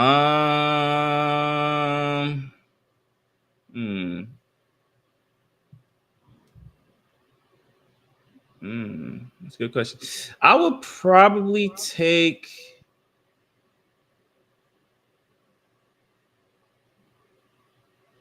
Oh man, that's a good question. Because if you're a 15-time All-Star and 3-time MVP, 5 playoff appearances, 0 championship titles, yeah, you're gonna have the talks of you not. I guess you will be a great, but you couldn't be considered the greatest. But money-wise, you're gonna be taken care of. Like you would probably have two max contracts. You'll be making pretty decent money. So that's a good choice. B, get that out of here. I'm good. Like, nah, I need a couple All-Stars or something like that. I'm Gucci. I'm not. Like I wouldn't mind it because you're still 12 parents. Like option B, you don't know who you are. Like, are you just a guy on the bench who just is just on a really good team? You know what I mean? Like, are you Adam Morrison and shit, or are you actually like a contributor, like a Bruce Bowen or some shit? I don't know, or Robert Horry. This like option B sounds like Robert Horry to me, which is not bad. Option C, I think is probably. It's probably a good answer because obviously the league is pretty deep. If I'm looking at NBA wise, I think it's a pretty deep league. You being a 5-time All-Star is really good. Obviously no MVPs, but you got 9 playoff appearances, 2 championship titles. That to me, this is sounding like more of like, you being like kind of like a Tyler Hero or something like that, which he makes really good money. I wouldn't mind that, but I'll probably, damn. I'm gonna be selfish. I'm gonna go A. I'm gonna go 15-time All-Star, 3-time MVP, and the money. So yeah, I'm gonna do that. Said F those rings. It's probably literally between A and probably D. Honestly, A and D. Or you know what? C. Not my bad. A and C. Will probably be it. Those will probably be the 2 I would go after. Honestly. What about you? What would you do? I'd probably choose C. See, no, I'm not mad at that. No. I got the All-Stars. Yeah, I didn't get no MVPs, but hey, Hey, you may not have championship titles, but it doesn't mean you didn't make it to the finals. You know what I mean? You have playoff appearances. True. So. I'm not saying, and look, I get A. You know what I'm saying? You got 15 All-Stars, 3 MVPs. You're going to be heralded as one of the greatest to ever play the game. Not the greatest, but one of them. You know what I'm saying? Yeah, couldn't get it done. And a whole bunch of money. And just couldn't get it done when you needed to. So yeah. This is you know what A is? Lamar Jackson. Lamar Jackson, yeah, pretty much. Pretty much. And right now, and Josh Allen. Yeah. That's but more so Lamar, yeah. This is Lamar. This was who's this 3-time MVP? This will be if Kevin Durant never went to the Warriors, this would be Kevin Durant right here. Yeah. He never went to the Warriors. That would be Kevin Durant. Option A would be Kevin Durant. But yeah, I would go with C. I ain't tripping about no MVP. It's either A or C for me. Yeah, A or C. You can't go wrong with either one. D is tempting because at least you got the championship and you got the MVP. Yeah, it is.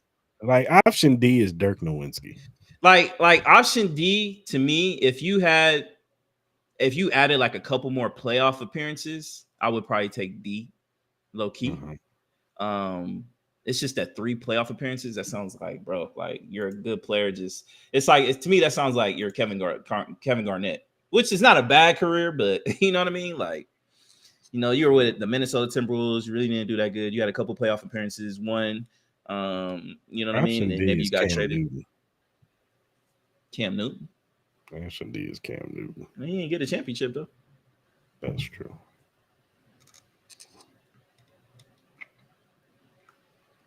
I don't know who Ashton D is. I don't know. Either way, I wish I had any of these problems in my current state right now. I wish I had any of these problems because you know what? I would be a multi-millionaire either way. These are the facts. These are the facts. What you got, Mark?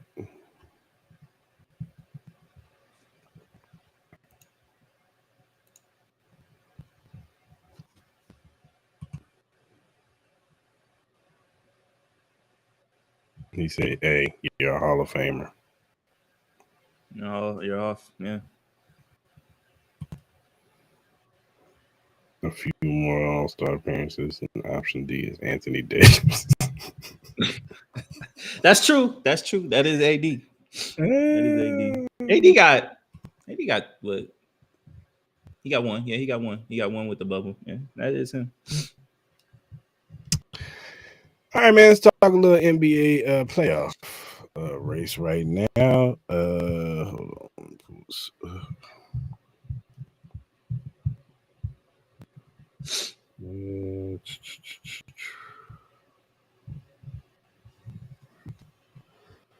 Let's get the playoff bracket up. All right.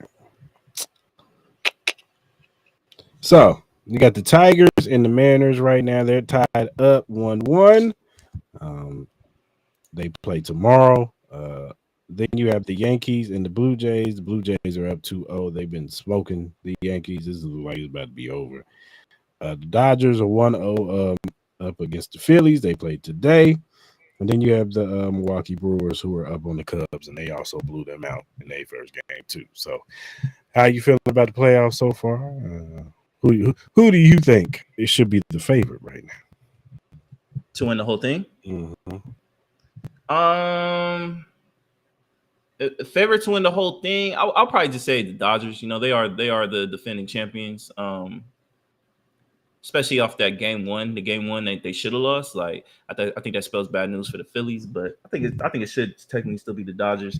I think Toronto's looked amazing. I'm pretty disappointed by the Yankees. It's just typical Yankee shit. You know what I mean? Like they just just get in their own way to a degree. And I know a lot of people hate the manager. Who's the manager for the Yankees right now? I forgot his name. Used to be a player. I forgot his name, but it is what it is. I think Toronto's look offensively, they look dominant. Detroit, obviously, they lost. I thought they were playing pretty good going into the. I thought they had some momentum, especially winning that game one with Seattle. I think the Detroit and Seattle will be the one series that I think you can guarantee that will go all 5 games. Like this seems like this might be the closer of the 2 series. I wouldn't be surprised if maybe the Cubs bounce back with the Brewers. I think I could see that being a close series as well. But it was pretty disappointing to see the Cubs get blown out. But we'll see how they respond tonight. And this Philly Dodgers series is just weird to me. But yeah, I'm gonna go with the Dodgers. I think the Dodgers will still favorite to win it all. Yeah, I'm with you with the Tigers and Mariners. That might go down to the wire. Those teams have been look like they're pretty evenly matched up. So we'll see on that one. Yeah, the Yankees are done. It's over. It's over. They've been treading water all season, and yeah, they probably should have lost to the Red Sox. If we're being real. So they're getting smoked by the Blue Jays, and unless something change, their pitching is bad. They never have good pitching. They haven't had good pitching in a long time. So, and then Judge, he don't do good in the playoffs, and it's just not the same. So heads are gonna roll with the New York Yankees. I think they're gonna fire that manager, and they might be looking for a change over there. Dodgers and Phillies. That should be. I think that's gonna be a pretty good series. We'll see if the Phillies can even it up tonight, and then the Cubs and Brewers. I think the Brewers are gonna handle business. Been a nice run, Cubbies, but sorry. It just makes me more mad when I see the Dodgers. I mean the Tigers and Mariners because the Royals should be in there. But it's all good. Yeah. All right, man. Let's end this off on a good note with our NFL Week 5 rundown.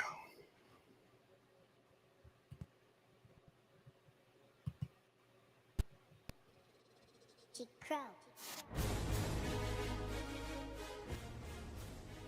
right, we're gonna do a new format.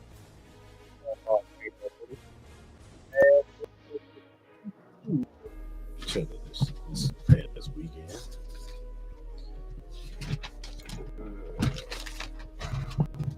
Pull up these scores first. So let's start with Thursday night football. We had the San Francisco 49ers and the Los Angeles Rams. The 49ers won 26-23 in overtime with a 4th and 1 stance over the Rams. They decided to run a hot halfback dive with Carol Williams. Also, Carol Williams fumbled the football in real time.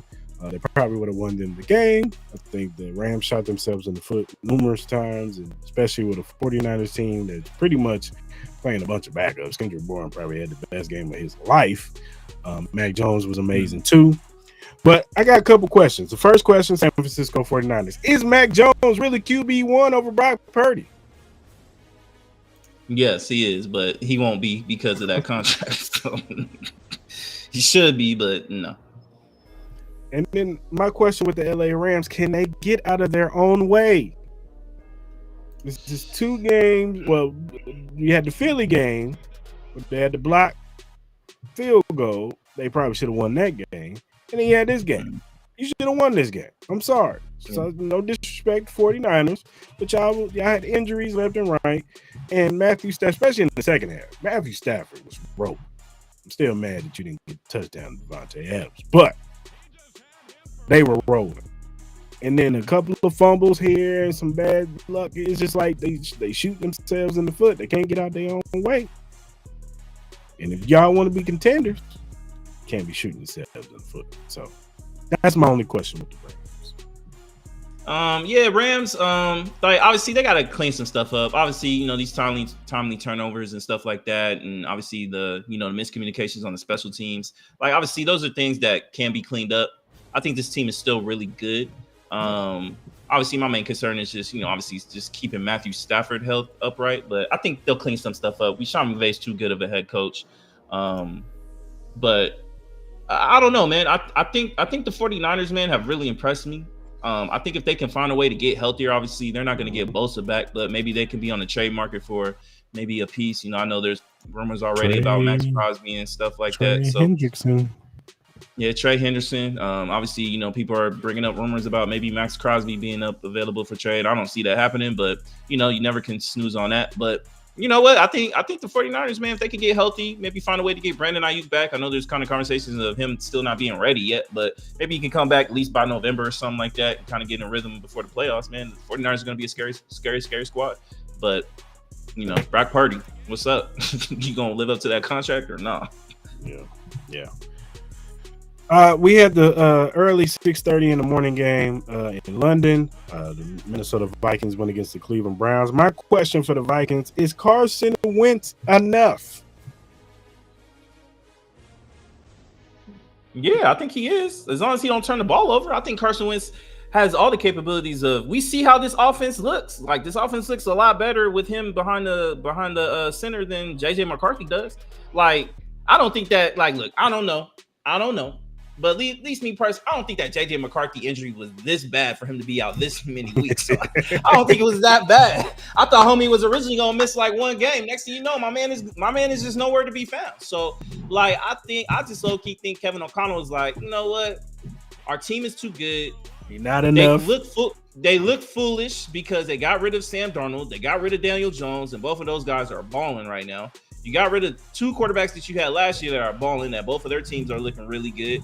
And then you decided to go with the young JJ McCarthy, who had a hurt knee, who had no reps, who missed a whole season. And you want to put this team, who is as presently constructed, ready to compete for a championship, and you want to put that much pressure on that young quarterback? I don't know. It just kind of makes me realize that, some of the decisions that this brass has made were not smart decisions. It kind of put them behind the 8 ball, and they kind of got to eat their words. And that's why Carson Wentz has been playing all these games. But again, how does that help JJ McCarthy and his development and his growth and his confidence? So it's like you got to live by the sword, die by the sword, or just own up to your mistakes and then kind of tell JJ McCarthy that we made a mistake and then kill his confidence. So, like, pick which one you want to do. And my question for the Browns is, should Dylan Gabriel have started the season as the start QB1? Yes, it should have been Dylan Gabriel or Shedeur Sanders. I've been saying it before.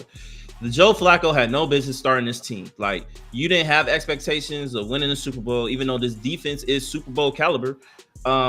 You need to figure out if these young quarterbacks that you decided to pick, and the way your whole draft was weird from the get, you decided to pick them. Like, you play them. Joe Flacco ain't winning you no Super Bowls. Joe Flacco is past his prime.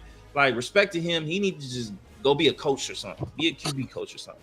Like, at this point, figure it out, because you have 2 first-round picks next year. You traded back. You got Mason Graham, and then you got an extra first-round pick. So you need to figure it out if these young cats are capable of being your starting quarterback. If not, then you at least have a pick ready to pick for a quarterback next year, even though more and more it's looking like that QB class is looking pretty pathetic.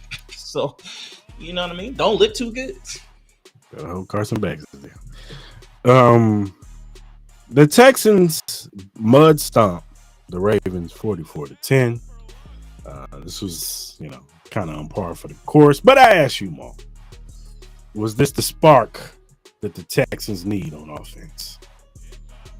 I hope so. I really hope so, because we kind of see what this Texas offense can be. Obviously, I do like Woody Marks. Obviously, he didn't really do too much, but Nick Chubb had a pretty decent game. You know what I mean? He had 11 carries. He had 1 TD for 66 yards. I think wide receiver-wise, I think they're loaded on the receiving. Christian Kirk, Dalton Schultz, Nico Collins, Jaden Higgins, Brendan Bates. You still got Jalen Noel, and then obviously they don't have my man who got hurt last year. So Tank Dell. So obviously, I think this team, and I'm a big believer in this defense, this Texans defense. Like, I like D'Amico Ryans and what they have. It was really just based on this O-line, and if they can protect CJ Stroud, give him enough time, and CJ Stroud not making mental mistakes. So hopefully he can get the confidence up. But again, it's kind of hard to say if this is going to be what the Texans are going to be, because the Baltimore Ravens are a broken team. They're injured to the core. A lot of their key defensive players are out. We know it's only a matter of time before Kyle Hamilton has another injury. Like, it's just kind of, not to talk mess about him, but that's just the reality and what his career has been. And then Lamar Jackson ain't coming back anytime soon. So it's going to get a point. And then, I saw a couple of Ravens fans that said that Derrick Henry don't look like he even want to be out there no more. So I bump that question. I'm going to ask you.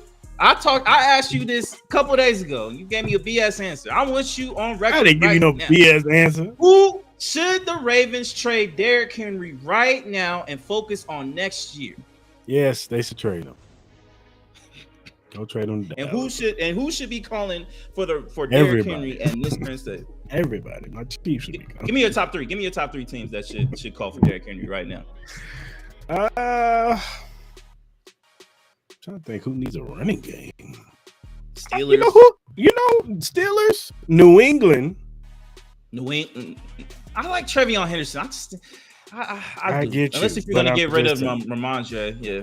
But I'm just saying, Vrabel has a history with him. He knows how to use it. And my number 3 team, I just had him in my head. Damn, who is it? I'm gonna say the team that they played, the Texans. The Texans should call. Yeah. The Texans should call. The Texans should call, man. Like, low key, they should call. Maybe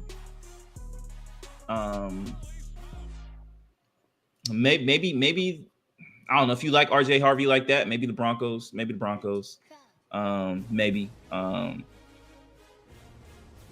And I was gonna say Dallas, even though what's your name's been playing actually. Nah, he's been balling. Javonte Williams has been. He's been playing good. He's been balling. I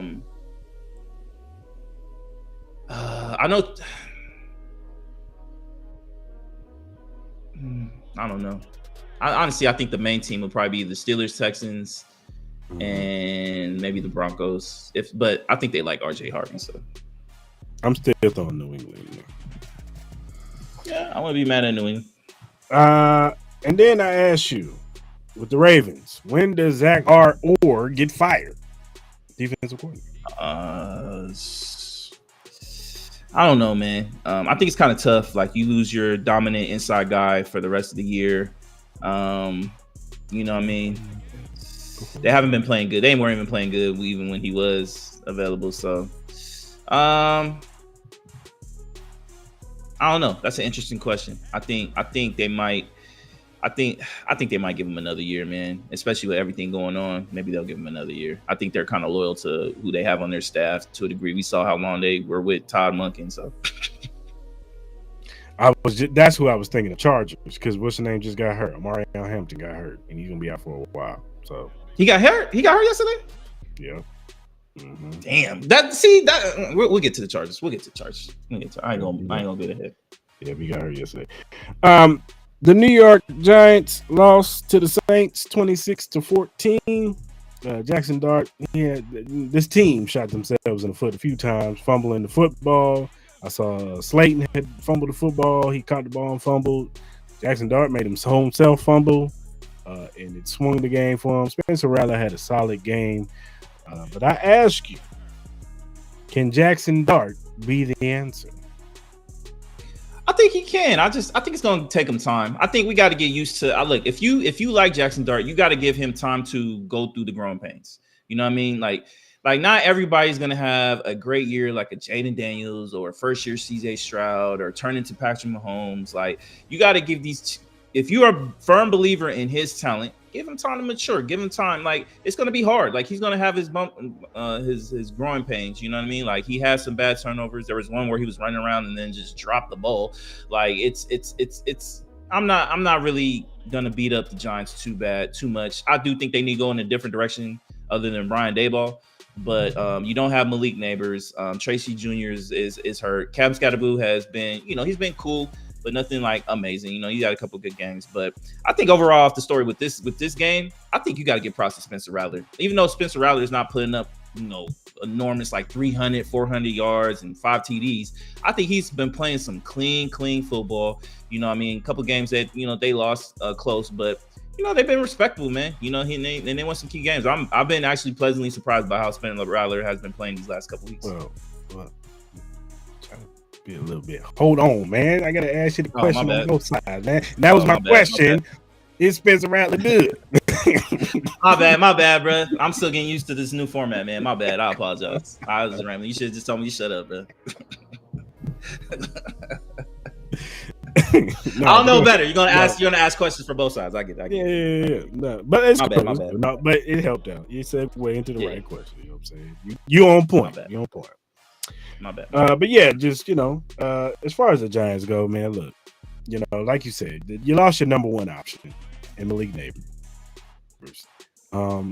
Rattler is he's a good serviceable quarterback in the NFL. Do I think he's a game changer? Like my man Cam Newton used to say, game changers.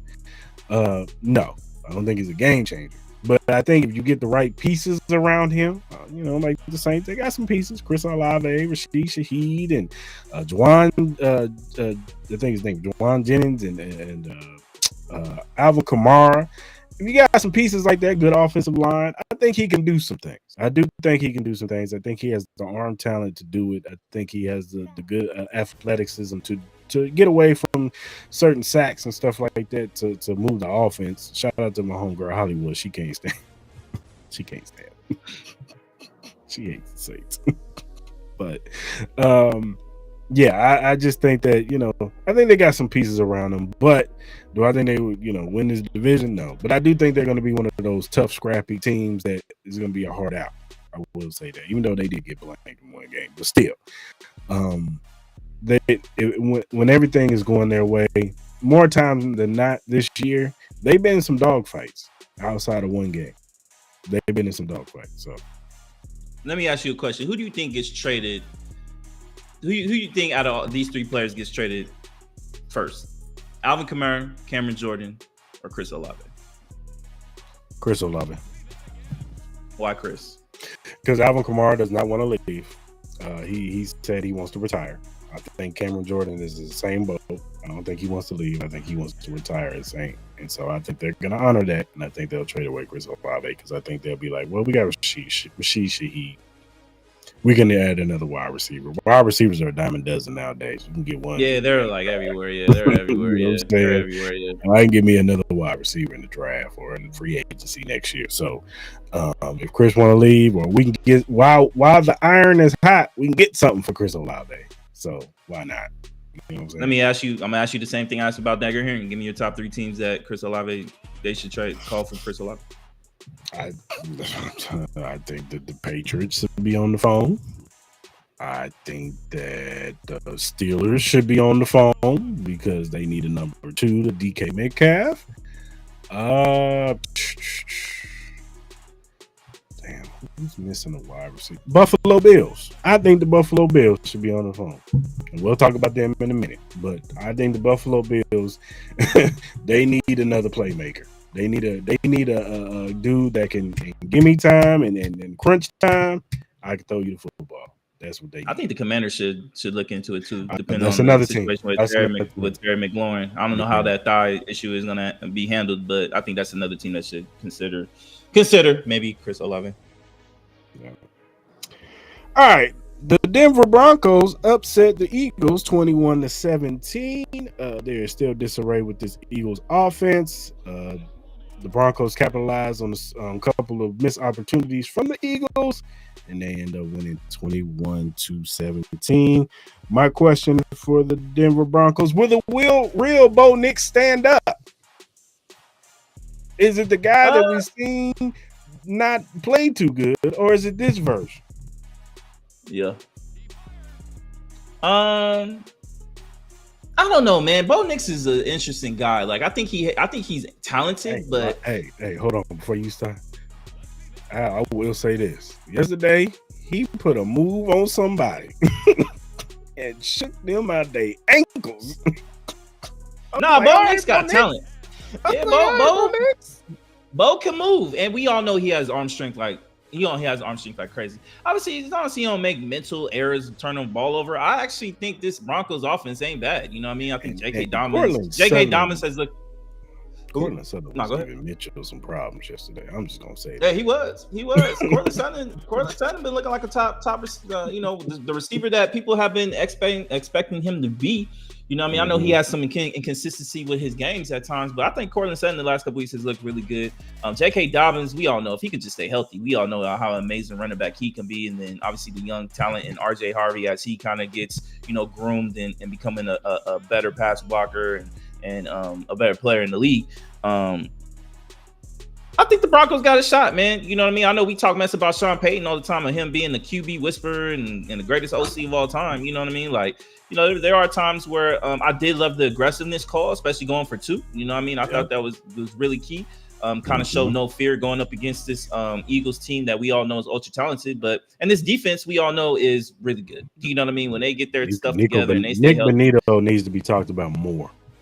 Yeah, absolutely, and they're really good. This Denver Broncos defense can go up against anybody if they're in the right mindset. So yeah, man, they're gonna be a hard out. They're gonna be a hard out, and they are an exciting offensive team, no matter what you think about Bo Nix. This was a good win for the Broncos as far as now you can start taking them a little bit more serious. They were known as the team that beat.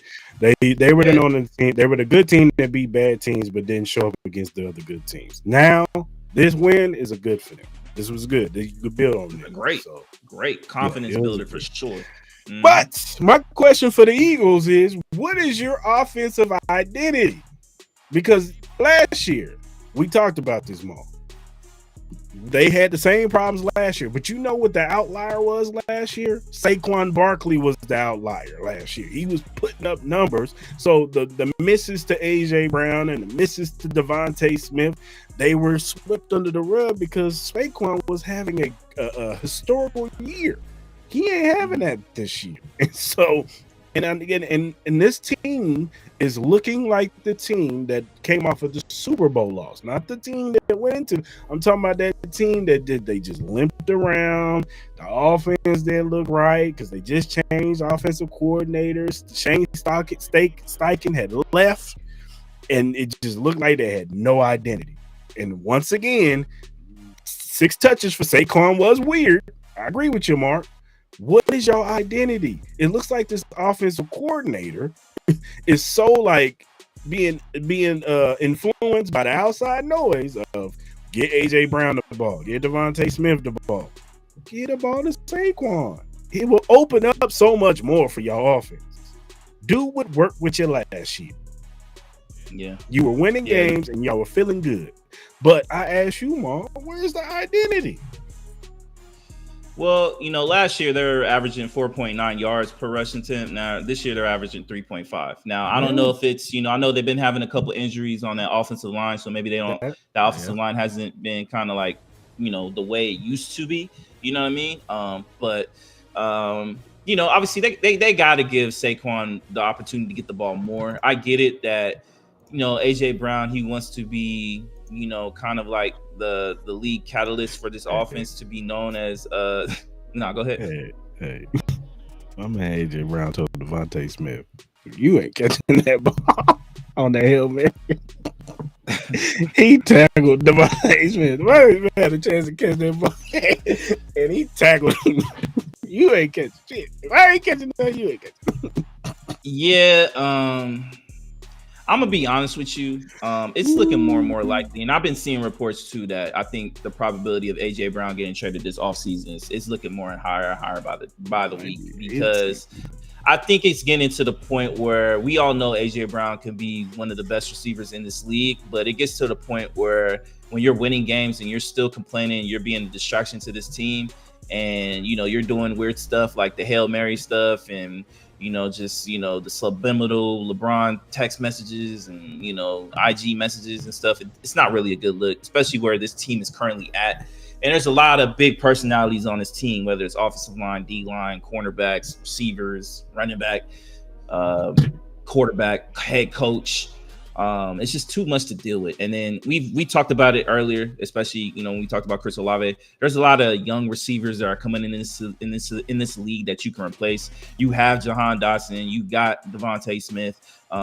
You could potentially trade up. You could potentially trade for Chris Olave. You could potentially trade for another receiver, Jacoby Myers, or something like that realm. You know what I mean? Like hell, like the fucking Buccaneers got so many receivers, they might be open to trading one of their receivers.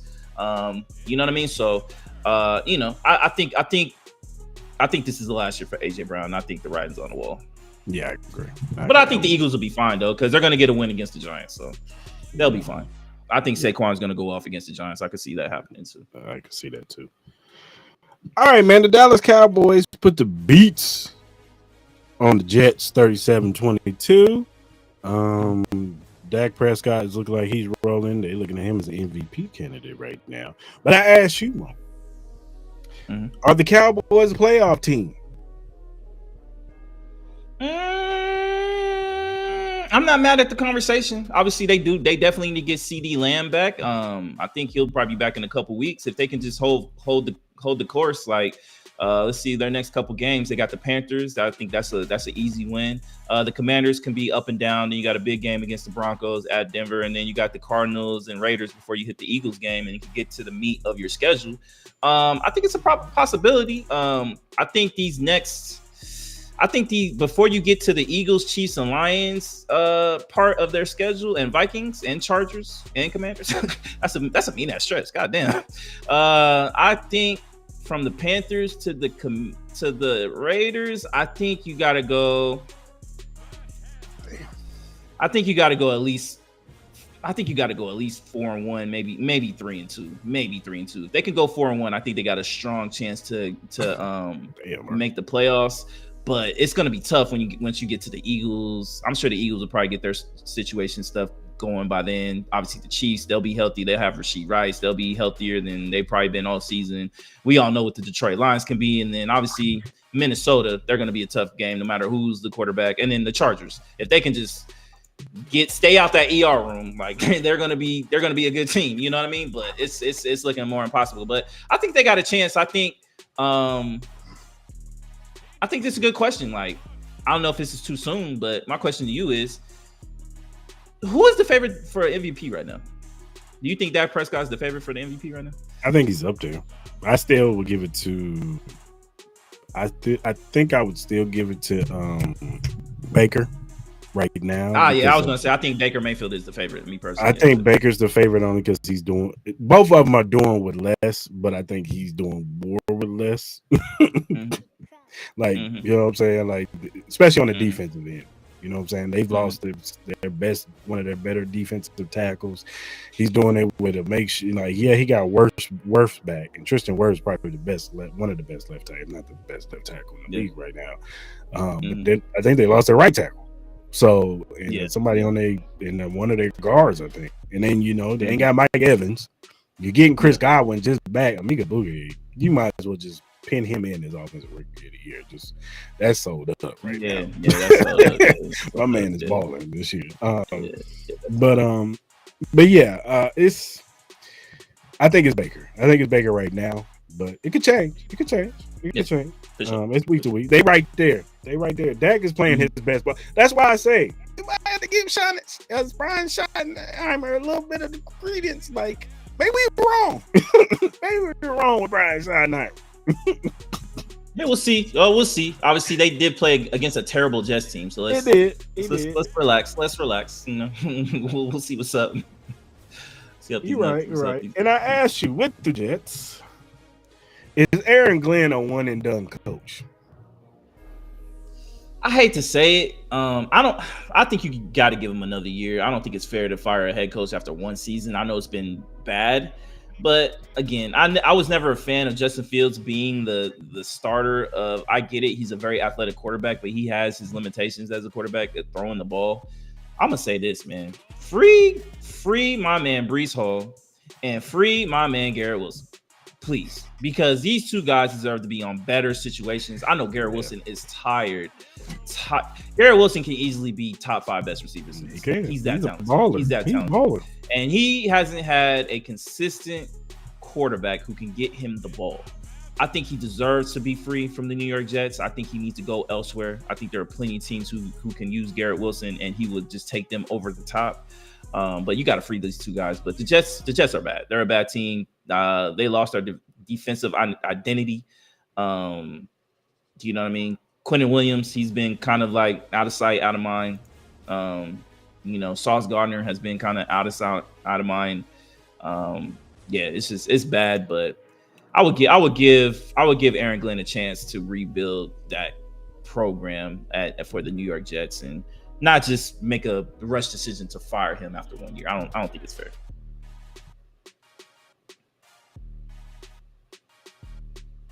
Did he? He might have. Yeah, he might have. You gotta get your money though. I'm not mad at him getting his money though. But.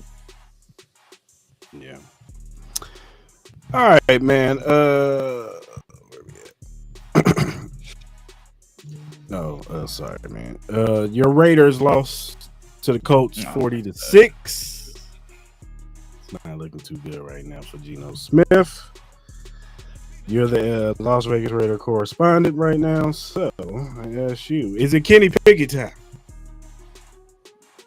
It's nobody time. It's nobody time. Nobody wants to see that shit. Kenny Pickett is terrible. Cam Miller, Geno.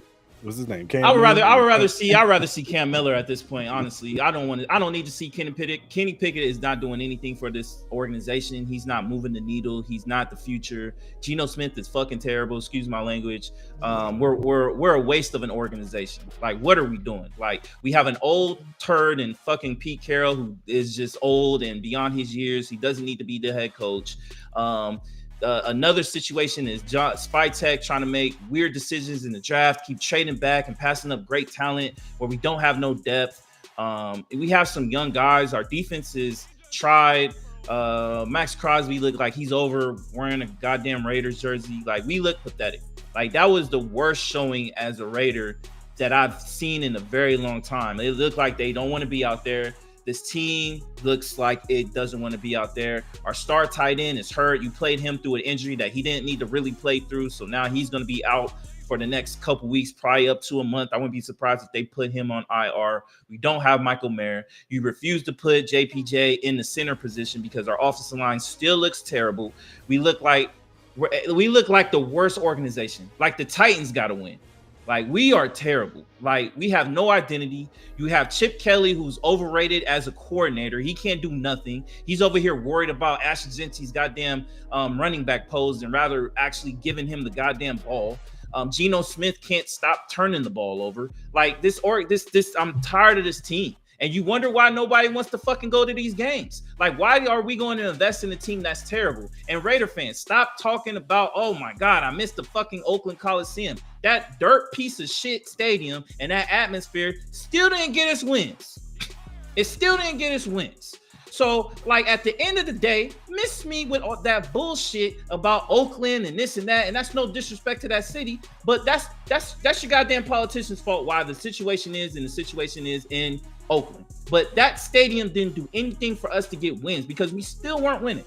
So, and then we moved to Vegas and it's the same bullshit every year. Pete Carroll ain't changing nothing. So it's getting to the point where, hey, Mark, what you gonna do? Are you gonna just actually build a really good team? Are we actually gonna build a real franchise? Or are we gonna be this bottom of the barrel bullshit where you put a Tom Brady face, you put a Pete Carroll motivational speech and think this is gonna be, oh, we're gonna win now type bullshit? No, we're not. So, like, bro, I'm over this fucking team. I'm over this season. I'm not going to any games this year. I plan on going to 2. I'm not going to none. And I'm ready for Lakers season. This team is an embarrassment. I don't even want to put on a Raiders fucking logo on my body at this point. Like, it's like, bro, it's embarrassing. This team is terrible. Are the Colts Super Bowl contenders? If you trust Daniel Jones, then yeah, they are. And it comes down to that. If you trust Daniel Jones, then yeah, they are Super Bowl contenders. They have all the other pieces around. Like, the defense is really good. Obviously, you have probably the best running back in the league right now in Jonathan Taylor. Their tight end, Warren, is amazing. He looks like he's probably the next up and coming guy who can compete with Brock Bowers as being the best tight end in the league.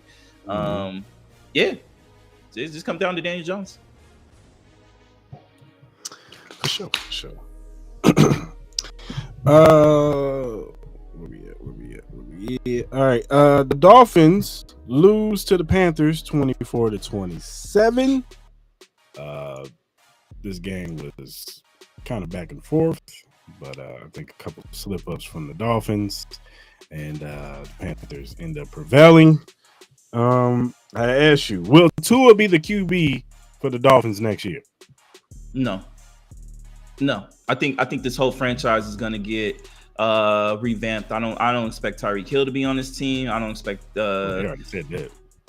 Yeah, I don't expect Tua to be on this team. I wouldn't be surprised if they consider trading him. I wouldn't be surprised if they try to get out of Jalen Waddle, all that shit, and just kind of rebuild this whole team. I wouldn't be surprised. I think the head coach for the Dolphins, I think he'll be a great OC. I think he has a creative mind. I just think as a head coach, I think he's bad. I wouldn't mind Mike McDaniels being the offensive coordinator to replace Chip Kelly for the Raiders. I think he can do some great things. We see the mind where his offense does work. You know what I mean? I just think he can't be the head coach. I think he needs to focus on being just an OC and maybe mature a little bit more before he gets another opportunity to become a head coach. But yeah, I think this whole team's gonna look totally different next year. For sure. And then I ask you, who are the Panthers? Like, what do you hang your hat on? Bryce Young? No. I try to be a Bryce Young believer, but I think it's over for Bryce Young. I think this is his last year with the Panthers. I think they look for a quarterback in the draft next year. Obviously, what's my man? Jonathan Stewart. He's been out. You know what I mean? Like, who knows when he's going to come back from that knee injury. Talking about the running back, the Jonathan Brooks. Yeah, running back. Jonathan Brooks. Yeah, my bad. From Texas. He's been going through his injury problems. Rico Dowdle. He's looked good. You know what I mean? But he's not the future of anything. Ted, obviously, I'm still waiting for Ted to get his first TD. I think he's long overdue, but I think he's going to be an excellent wide receiver. He's the only one that's been balling. He's the only one that's been balling. But for some reason, when they get close to the end zone, they don't want to look for him, throw him the goddamn ball. So that makes no sense. Obviously, like, this defense is, I don't know what this defense is either. And then it's Xavier Legette is a lost cause. Like, I don't even think he's getting burned at this point. If he does, I don't recognize him on the TV screen. So this team is going to change too. Do you think they should fire the head coach? This is his second year. I don't know, man, because he had Bryce Young. Maybe you let him pick the quarterback that he wants. Pick the quarterback that he wants. And then see how it goes next year. Maybe he picks maybe they pick Lenore Sellers, a hometown kid from South Carolina, bring him in. I don't know, man. I don't know, man. I have a lot of reservations on Lenore Sellers. He's talented, ultra talented, but I'm just saying, But I know what you mean. He'll be comfortable in that situation. It's close. I think he's that, and plus I think he's just he's not Bryce Young. He's a bigger body quarterback that kind of takes some of the punishment that he's got a strong arm. If you draft him, I wouldn't mind this being like a Kirk Cousins spot. Maybe like get some veteran guy in there while he kind of learning under somebody. I think Kirk will be a great teacher for him because we see that he's a great teammate. Kirk is a great teammate, and I think Kirk deserves to have at least another opportunity to be a starter for a year or two in this league. So I wouldn't fire Canales. I think people got to understand that before Liam Cohen had Baker Mayfield, and Canales had him. He's the one that really resurrected Baker Mayfield. So for sure. Yeah, we'll see. We'll see. The Buccaneers beat the Seahawks 38-35. This game was one of the better games of this week. This probably should have been a primetime game in the afternoon. But it was back and forth. There was no defense being played in this game whatsoever. But it came down to Sam Darnold had the ball. They had an opportunity to march down the field. The ball hit off the offensive lineman, or I think it was offensive lineman or defensive lineman's helmet, bounced in the air. Buccaneers got the interception, and they end up getting the field goal range and kicking the game-winning field goal. And the Buccaneers end up winning. I ask you, can Tampa Bay continue to play these one-score games? It just seems like they're the team that's going to win these close games. Obviously, Baker Mayfield has put up MVP-style numbers. He's looked clutch. He's looking like Tom Brady out there in the fourth quarter.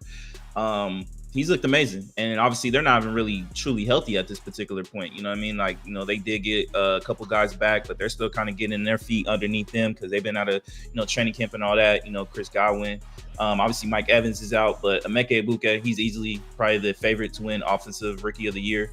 Obviously this defense didn't come to perform, but at the end of the day, man, I think they can. Bucky Irvin's been out, but Rashad White, he looked good, filling in for Bucky. So once they get all their guys back, I think they'll have a better showing as far as like not being in close games like this, but they've been winning them. So to me, it seems like this is just their year where the ball is just going to bounce their way. Yeah. And can the Seattle Seahawks win the NFC West? Yeah, I think they can win the NFC West. I think they're talented enough where they can do it. I don't think anybody in that division really scares them like that. We all know how tough this division is. Like they're going to play some close games. Like, so, we'll see. I think it's a battle of nutrition as far as like who can stay the healthiest and who can get hot at the right time. Because all these teams are truly capable of winning this division. Seattle's no different. Yeah, for sure. The Tennessee Titans beat the Arizona Cardinals 22-21. This game was drunk. My man D. Mercado, I don't know how many times I got to see these damn players run a long run, ease up at the end, and just let go of the ball. What is that? Like, what? That don't look cool. It doesn't do anything. It does you no service. And D. Mercado, you ain't that guy to be doing that. Nah. You are one fumble away from being off the roster. Which I wouldn't be surprised if he might get cut. He might get cut this week. He definitely ain't playing next week. I know that. He ain't getting no burn next week. None. Especially the way the coach. Jonathan Gannon was ready to DDT you through that damn field. Facts. Yeah, he was. But this game was drunk. You saw Kyler Murray damn near get a concussion of the football hitting him side the head. Then, in one of the craziest segments, my man Cam Ward, tip ball goes in the air, intercepted, fumble, goes into the end zone, Tyler Lockett lands on it. When I saw that, I said Tennessee better win this game. Yeah. I knew it. But I ask you, Is Brian O'Callahan the answer at head coach? No, he's not. We all know it. He's kind of known as not being a very smart head coach with some of the decisions.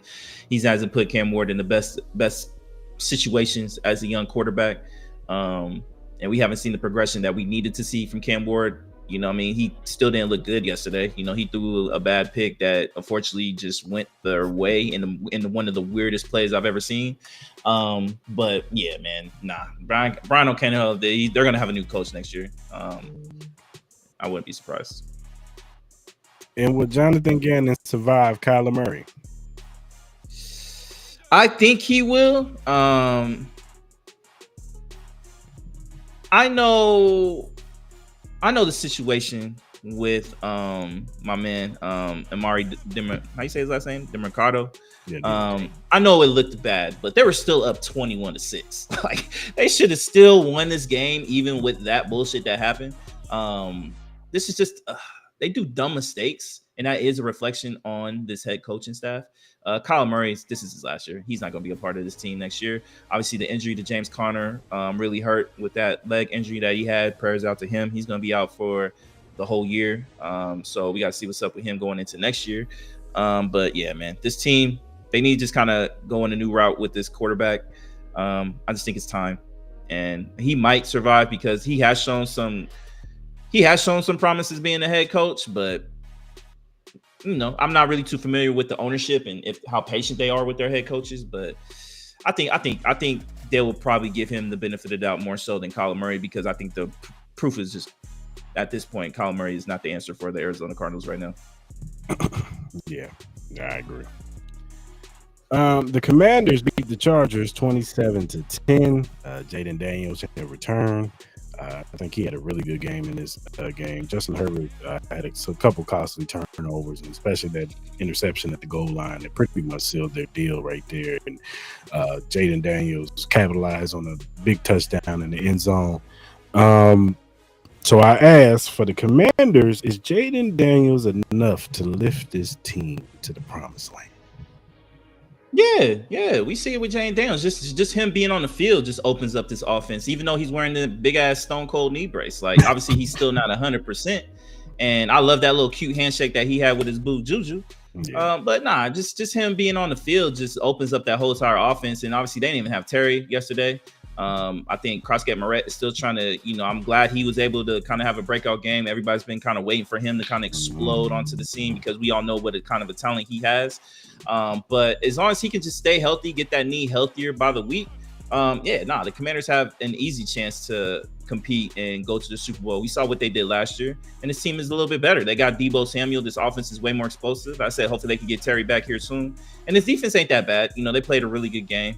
But yeah, Jaden Daniels is definitely who we all think he is. He's that guy. Is the Chargers cooked? I wouldn't say cooked, but this team has always had injury problems. I don't know what it is with putting on the Chargers jersey, but for some reason you put on the Chargers jersey and everybody has every problem in the world with their bodies. Like you told me about Amari Hampton. What happened to him? Like, what was it, like ankle injury or something? High ankle sprain, they say. He might be out. So that's not good. He's probably gonna be out for at least 3 weeks to a month. You lost 2-star offensive linemen. Mekhi Beckham was hurt too. He kept going in and out of the lineup. Yeah.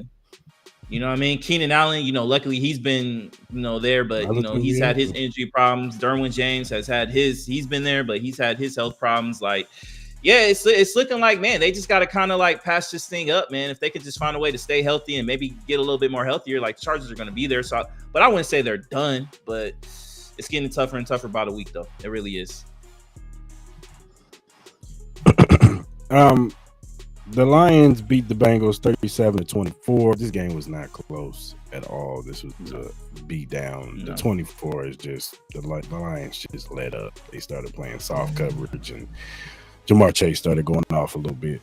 But I ask you, are the Lions the best team in the league?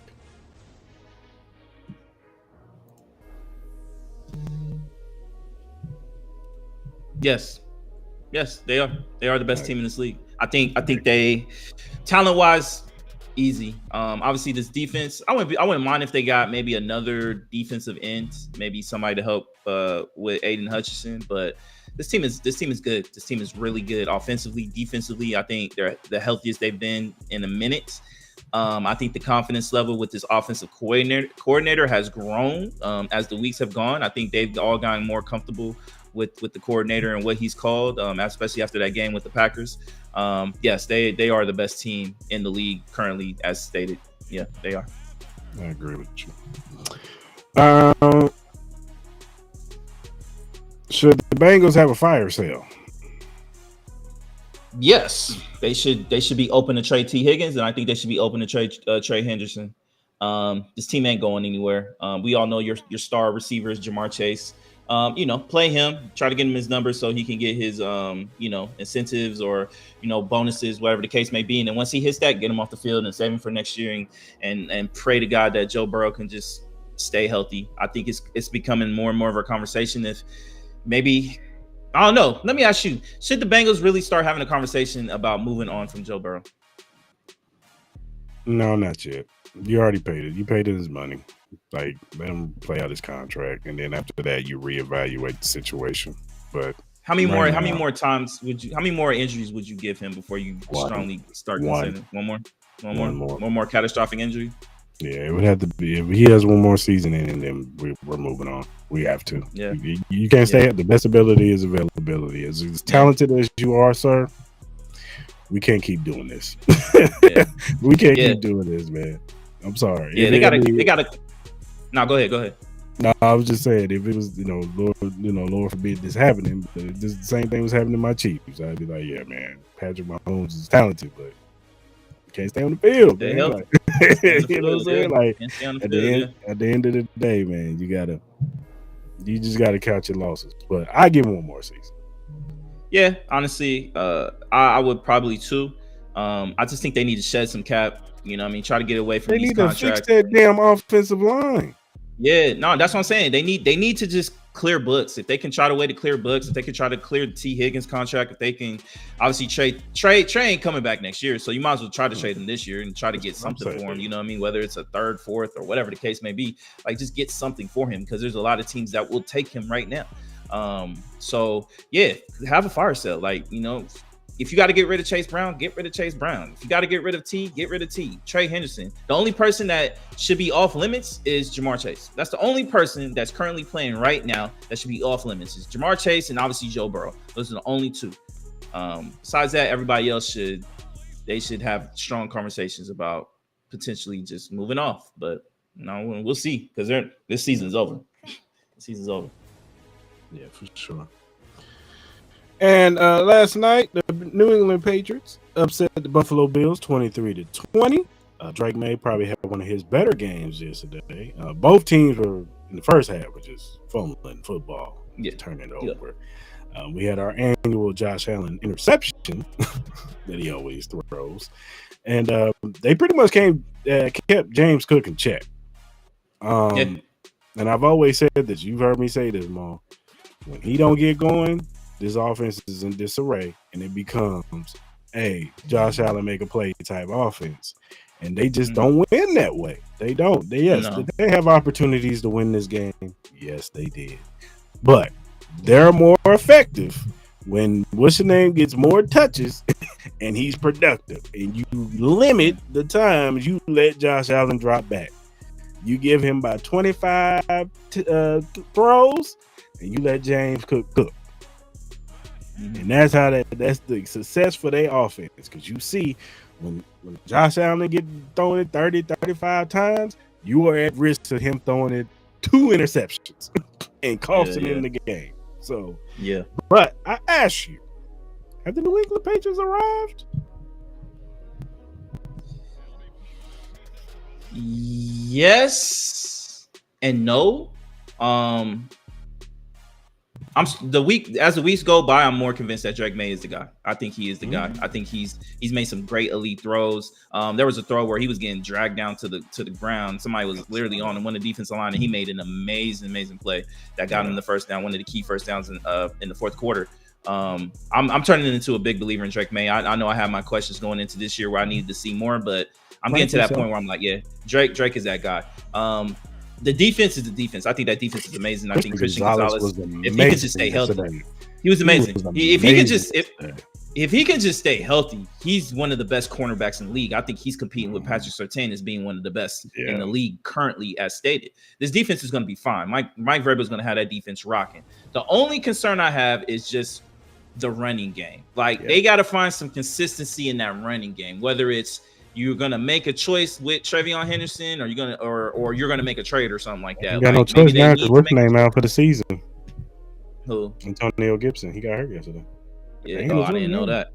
Damn, man, these injuries are going crazy. Honestly, yeah. Like I think it has to be the Trevion Henderson, Ramondre Stevens show. And if you're not confident with that, looking for a trade, because this team with this defense and with Drake May and Stephon Diggs had amazing. He looking like Stephon Diggs is old right now. He looked really good. I don't know if it was just because it was going up against the Bills or he got some butt from Cardi B before the game, but at the end of the day, he looked amazing. He looked great. He looked young. He looked spry. He looked like the Stephon Diggs that we have been accustomed to see, especially coming off that injury that he had. He's looking really good. Maybe he finally has his legs underneath him. So, and the confidence with that. So, this team could be one of those teams, especially with how we talked about how weak the AFC is right now. They could have if the Cards play itself right, they can get this running game going. I would not be surprised if they made it to the AFC Championship game. I'm not saying they're going to make it to the Super Bowl, but I wouldn't be surprised if they're one of those surprising teams that has a decent run and Drake May just gets super hot where he's like in MVP form. I think he's another guy that could potentially get in the MVP conversation if he keeps having good games like this. Or he has a really breakout game where he has like 400 yards and like 4 or 5 TDs. We haven't seen that yet, but I think it's coming. And I just think he don't have the receivers like that. But this could be a Chris Olave situation. This could be an Alvin Kamara situation. This could be a Derrick Henry situation. This could be, teams where if they're open to trading some T Higgins, like call for T. Like this should be the team that they should be like, look, Bengals, y'all not doing nothing with T. Give us T. We'll give you a 2nd round pick and let's call it a day. You're not ready. We are. So you know what I mean? Yeah. And that can help the offense even be more explosive. You can put Stephon Diggs in his proper spot where it's the slot position, and especially where he's at in his age, be the true number 2. You got T Higgins, who's been waiting to be the star receiver for a football team, which he's well deserved because he's been behind Jamar Chase for so long. And then that could also help out the running game. It could make it more explosive. If Ramondre Stevenson don't keep fumbling the ball, he would be fine. With him and Trevion Henderson, that's a great 1-2 combination. So this team has the capabilities to be in the AFC Championship game. I really see it. I really do see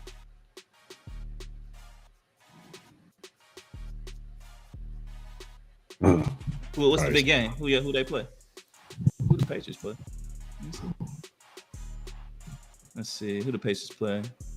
They got the Saints coming up, the Titans. They got the Browns, Falcons, Bucks. The Bucks game at Bucks, that'll be a good game. And then they got the Bills at Ravens. Like their schedule ain't that deep. Like they can easily be. They can honestly, they low key can be an 11-win team. they really could be an 11-win team. This schedule is terrible. It's terrible. Like the only big game outside of the Bills and the game is the Bucks. The Bucks. I think the Browns game could be interesting just because of their defense. But the Falcons game, I'm not worried about. The Titans, no. Saints, no. The Jets, no. Bengals, no. Giants, no. Bills. They beat them in Buffalo. Like I think it'll be even tougher for Buffalo to win in New England. So I would probably have New England favored in that game. At the Ravens will probably be done by then. Like Lamar might just be sitting out by then. And then the Jets and the Dolphins, like, come on, man, they can easily win 11, 12 games. Like they might be the number 1 seed going into the playoffs at this point. It might be. Yeah. And then my question for Buffalo is, who is their number 1 option? It should be Keon Coleman, but it's not. I think it could be either Keon Coleman or Dalton Kincaid, like one of the tight ends. I think they could be the number 1 options, but for some reason they don't like giving it to their tight ends. Obviously their number 1 option is James Cook. He's the number 1 option, but if you stop him, as Chris has been stating, if you stop him, their offense looks incompetent. They don't look explosive. Like this is the year the Buffalo Bills need to make the Super Bowl. Like this is ripe for them to make the Super Bowl. Everything is going according to plan. Lamar Jackson is hurt. That whole Baltimore defense is hurt out the way. Yes, New England is looking good, but they're still young, and you should be able to beat that team. Like, they're not dominant. Yeah, you did lose, and it was a close loss, and it was like some bad turnovers on Josh Allen's part, where they could still potentially win that game. It was still a tight game, so they could still beat the Bills. They could still beat the Patriots. The Pittsburgh Steelers shouldn't scare them, but if they add another piece to that offense, i.e. a running game, then maybe we can have a different conversation with that, or another receiver.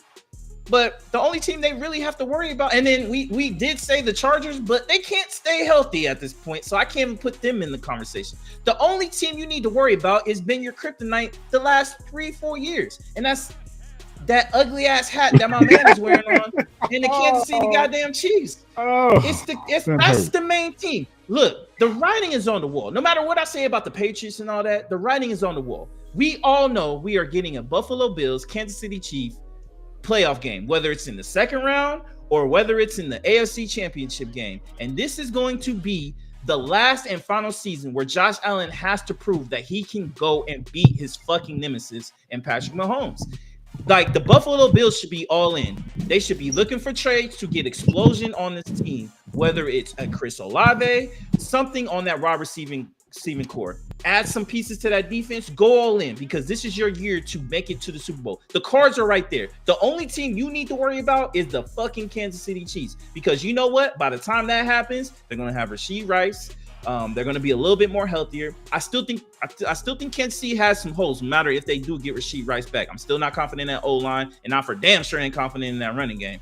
And that defense is still decent, but it is getting older. But this is your year, Buffalo. Make the opportunity as best as you can make it with whatever trades you got to get and handle it. Because if you can't get to the Super Bowl this year, you'll never do it. And I don't want to ever hear a Bills fan say anything about Josh Allen, because he can't beat fucking Patrick Mahomes. So I'm gonna tell you right now, y'all don't beat us this year. Patrick Mahomes gonna be the least of your problems, because that team that we just talked about, New England, they gonna have a whole offseason, and they get loaded more players. They get another playmaker on this squad. They get their running game going. They get another pass rusher that can really get after you with that defensive backfield. That whole run that y'all had with the NFC East, that shit gonna be. It's done. It's done. That's not even the only team. You got New England. If Jacksonville can get their shit together, they're a better squad. The Houston Texans, if they can get their stuff together, they're a better squad. If the Browns can just find a quarterback, they're a better squad. Like, the Chiefs ain't going anywhere as long as Patrick Mahomes and Andy Reid are still part of the Kansas City Chiefs. Like the Ravens are going to be, they will be back next year. They're obviously this ain't their year, but Lamar ain't going anywhere. They're going to be back next year. You got to look out for them. Like, bruh, like, and then on top of that, let's say finally the Titans actually help Cam Ward, and he can actually look like Cam Ward, who we think he can be. Like, who's not to say the Titans can't beat, you know what I mean? Beat the Bills, you know what I mean? So let's see. Another receiver. They do need another receiver. They do need another receiver. Because they don't even have a number one. They need help on that defense too. That defense is ass. They need a pass rusher, but they need a dude that they don't. So, what receiver do you fear on the Buffalo Bills? None of. This is what the Bills do. You call the Bengals for Trey Henderson, you call the Saints for Chris Olave, or you call the Jets for Garrett Wilson. There's players out there you can call. If you can make those two happen, I think we got a different conversation with the Buffalo Bills. But they need to be on the phone lines today. This Buffalo Bills team is not good. They're not. Keon Coleman is not a number one. He's a number two. He's a solid receiver, but he's not number one. Oh, Mark, if they don't win it this year, Sean McDermott is done. It's over. Call it a wrap. They're gonna be calling for his head. Who would be a good head coach if he does get fired? Who would be a good head coach for that team? I don't know. Robert Saleh? Maybe Robert Saleh, but I don't know if you want to go back to another defensive-minded coach. Defensive round. They might want to go offensive-minded coach. I don't know who's out there. Is maybe the coordinator for I don't know. Unless you want to do like the coordinator for the Bucks, coordinator for Seahawks, coordinator from the Lions. I don't know, Lions. Maybe call you know who they can call? Cowboys ex-head coach. They could probably call him. Mike McCarthy. Why not? Fuck it. Why not? Fuck it. Why not? Fuck it. He wasn't like he had his moments. He had his moments. You like chicken? You like chicken with no seasoning on it? Yo, look, he had his moments, man. I'm just saying he had his moments. He had his moments. I'm not saying he might be the answer, but he is a Super Bowl winning head coach. He is a Super Bowl winning head coach. I know it's a long time ago, but or hey, what about Brian Flores could add some toughness to that. I'm not really worried about the offense. I just think that defense needs to toughen up. That defense has been the problem for that team the whole time. Who? Buffalo. Oh, they don't have no consistent pass rusher that you are scared of. And plus, I think their scheme wise is not that good either. Yeah. We'll see. And my dog agrees. Buffalo pissed her off. She had a parlay in for the Buffalo Bills one. Yeah, probably. You know what I mean? She gotta make me some money. She eating me out of house and home. She had a parlay in last night. I be seeing too many dogs making money for their owners, man. Like she gotta start putting down some checks. Maybe she could be a good girl. The sequel. Do something. Yeah, do something. She need to do something. Be Airbud, something. Airbud. Do a dog commercial, something. Somebody had a foot on a podcast was talking about Airbud and how if that was real life, how that would be demoralizing as a parent. Yeah, your kid out there, you paid all this money, this damn dog took all the playing time. Yeah. I'll be like, damn. That it really make you think about, damn, my genes must be really bad. That's right. Like this damn dog again. Man, nah, yeah, that's wild. All right, man. Who gets your flowers of the week? Flowers of the week. Let me think.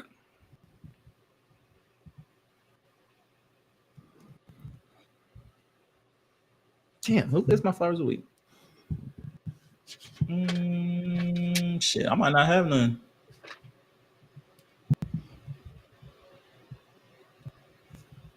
I don't have any. I don't have no flowers to give. I'm not getting no love from nobody, huh? You? I'm gonna be honest with you, I ain't got none either.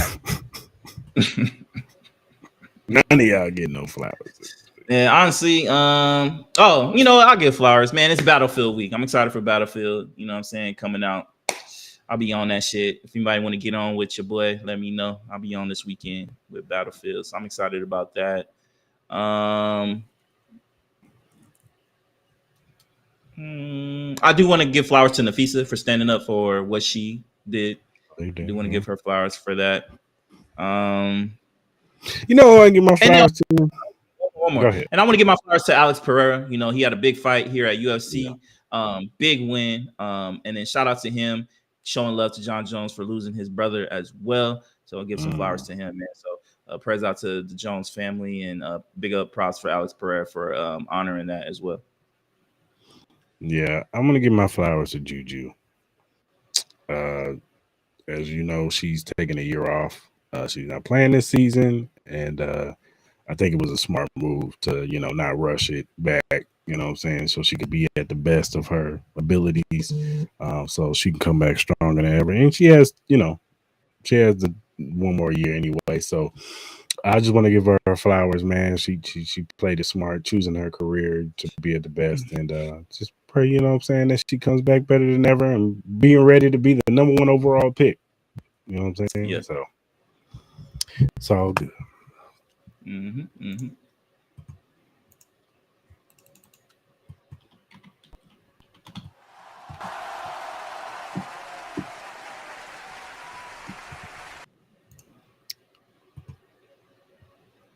All right, who gets your hell now, man? Oh, so I got a lot for hell nah. So I'm gonna start off first with kind of the whole reaction to Bad Bunny being announced as the Super Bowl act for the Super Bowl. Anybody who has a problem with that and who are idiots and not understanding this man is from Puerto Rico and that he is an American citizen, that he's one of the biggest artists in the world right now. This man is amazing. He puts on great shows. And then, you know, this whole situation where they're going to have ICE at the stadium, I think it's despicable. I know we don't talk really too much political shit, but it's getting ugly out there. And then just kind of the conversations from a whole bunch of idiots that think they know what is best for certain people in this country it's not good. So I hate that. I hate that whole conversation. But big ups to Bad Bunny for getting the honor to be the halftime show. Second goes to Xbox. They announced them raising the prices for their Game Pass to $30 a month, which is insane to me. It's a 50% increase, and I'm not mad. I'm not mad at a lot of people canceling their subscriptions. I know I did. I can't support that, especially everything that's been going on. Microsoft, I don't know what they're doing with their video game division. You know, they released a new handheld that's $1,000, which is insane. They, you know, doing this stuff with the Game Pass, so they get a hell no, and I have no idea what they're doing. And last but not least, I'm sure Chris probably has this on his hell no, but I'll say it real quick. The whole situation about Conrad Lacey, finding out everything that's been going on, his innocence after his tragic passing. This whole story is just sad. It definitely makes my blood boil. This young man should still be a part of our lives. This young man should be in the NFL making big plays. He could be part of one of these teams. He could be part of the Patriots right now. He could be part of the Bills. He could be doing something, making some noise because he was ultra talented. Mm-hmm. And I know there's a lot of his brothers that are hurting, probably even more after this news coming out. Jana Daniels, the Malik Neighbors, Brian Thomas, his mom, his parents, everybody that was associated with the Lacey family. I send my prayers out to you. Mm-hmm. I send my anger out to y'all. I hope y'all find peace out of this, that, you know, this young man did nothing wrong. And it hurts, but yet I'm also happy that the truth finally did come out for Lacey. And hopefully a lot of people can flowers to his attorney, man. Yeah, absolutely. And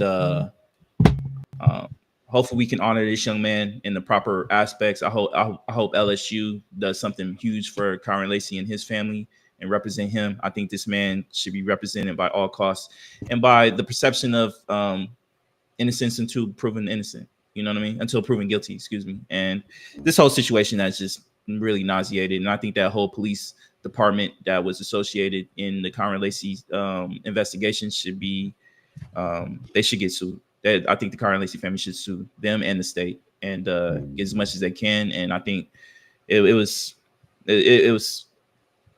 prayers out to the Conrad man. Prayers out to Conrad man, for real. Yeah, man. I have those same sentiments. This is a terrible thing, but, you know, also it's great to see that justice did prevail and that his attorney did his due diligence, came in there and showed that, you know, you still got to wait for the evidence to get all fully out there. And we got to stop doing this internet guiltiness that we do where we hear a story. Oh, he's guilty. You know what I'm saying? And then we get the full story. Like, you got to get the full story first and get all the evidence before we make our determination if somebody's innocent or if somebody's guilty. And to see this after this young man took his life, it sucks. You know what I'm saying? Wish he was still alive to see that he'd be vindicated. You know what I'm saying? He could put this behind him and just go play football and live his life. But unfortunately, that's not going to happen. But, you know, prayers to his family. Hope they get everything that they deserve financially, and, you know, just they'll never get their son back. So that void will never, son or cousin or friend or whoever they were to them, they'll never get that back. They'll never get that void back. But hopefully they can get the justice that they deserve as far as, you know, financial compensation. So my other one goes to Mr. Mark Sanchez. My man is out here wilding. Truck delivery guy was pulled into the loading area to deliver I think he was picking up some stuff. And Mark Sanchez comes out and tries and tells the man he needs to move. And the man's trying to tell him, look, man, I got to do this. And Mark Sanchez gets in the truck to, I guess, try to move it. The man tries to get him out. Mark Sanchez attacks him. The man maces him. Pepper sprays him, should I say. It staggers him a little bit, but not enough to keep him off of him. And the man pulls out his pocket knife because he felt like his life was in danger. He stabs him. Mark Sanchez, he stabs him in the chest. Mark Sanchez feels it, drives himself to the hospital, and now he's been released and he is willing to be prayed up on charges. There is said that he could be facing up to 1 to 6 years in jail or prison for battery, unlawful entry, and yeah, man, they said he was intoxicated when he did this, so he might have been drunk. And he was supposed to be on the broadcast for the Raiders and Colts game. They had to replace him with Brady Quinn. But yeah, man, you get the hell out of the week, man. Because what's wrong with you, man? You got a good paying job. You was living life good, and you messed it up because you want to get drunk and be belligerent and hurt people. A man that was trying to deliver some stuff.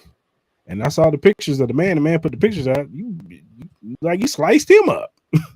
Yeah, no, I was about to say that. Like the pictures got released, and yeah, they're very graphic. Yeah, they're very graphic. And if he was the cause of that, yeah, Mark Sanchez is gone. Bye. So yeah, you get a hell no today, sir, because you really just that wasn't a good look for you, Mark Sanchez. Dog. And honestly, a lot of these people that have been promoting Mark Sanchez and saying this and saying that about how good of a man he is, obviously he's not. And I think a lot of those people should reconsider some of the comments that they made. I get he's your friend. He may be your colleague, but it's not a good look. It's not. So you get the hell no today, sir. Mm-hmm. Oh, my God, bro. Oh, hell no, man. What the fuck, man? Get your ass on, boy. You get your goddamn ugly ass on. All right, man. For the week, man. Good to be back. Talk sports. Okay. No, yeah, it's good. It's good. Obviously, I'm excited to see how the rest of these MLB playoffs go. Head into the next week of these football games. NBA preseason is hot and heavy. Excited for the NBA season to start. Yeah, I'm excited for these video games coming out, man. Get away from this crazy ass world we live in, escape a little bit. Yeah, man. And these new TV shows, man. There's a lot of good TV shows coming out right now. Wayward, I heard amazing things about that. Got to watch that. I started watching Task. Task is amazing. I definitely highly request everybody to watch that. It seems like they got a couple of really good documentaries out too. And then they got a new show. It's the same people that did the Monsters one with what's my man with the glasses, the serial killer. Dexter? Not Dexter. It's the let me see. Hold on one second. Monsters. Netflix. They're doing which one did they do? Oh, the Jeffrey Dahmer story, the Jeffrey Dahmer one. They got a new one with the Ed Gein. He was a grave robbing serial killer. They used to like cut off the faces of his victims and wear them and all that type of stuff. So they got a new that one looked good. I saw the little trailer on Netflix earlier today, so gotta watch that. There's a couple of shows I gotta watch. It's getting good. And then we got Stranger Things coming out soon. We got the It. And then I still gotta watch Alien Earth too. I ain't even watched that yet, man. So I gotta try to catch up, man. One of these days, I'm definitely calling out of work this week because I'm burnt out. And then I'm ready. And then my dog is pissed off right here in my back. She's hungry, starving. I'm hungry too. Yeah, I'm ready to relax the rest of the day. Say no to drinking. If you look at our screen, you see the QR code for our WWE shop. Go ahead and scan that. Get all your latest merch for the WWE superstars. We got WWE PLE this Saturday in Crown Jewel in Saudi Arabia. So, or it's in Perth. It's in Perth. So get all your merch. Get ready for the PLE this weekend. John Cena and Roman Reigns and CM Punk, AJ Styles, Rhea Ripley, Io Sky, Oscar, all your latest superstars. Go ahead and scan that QR code and get them right now.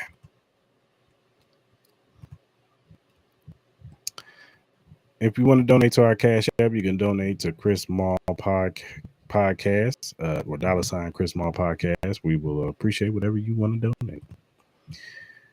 Whatever social media platform you use, whether whether it be Spotify, Apple, Google, Amazon, iHeartRadio, whatever you use to listen to your podcast. We are available. First time watchers on YouTube, hit that like button, that subscribe button, and the notification button.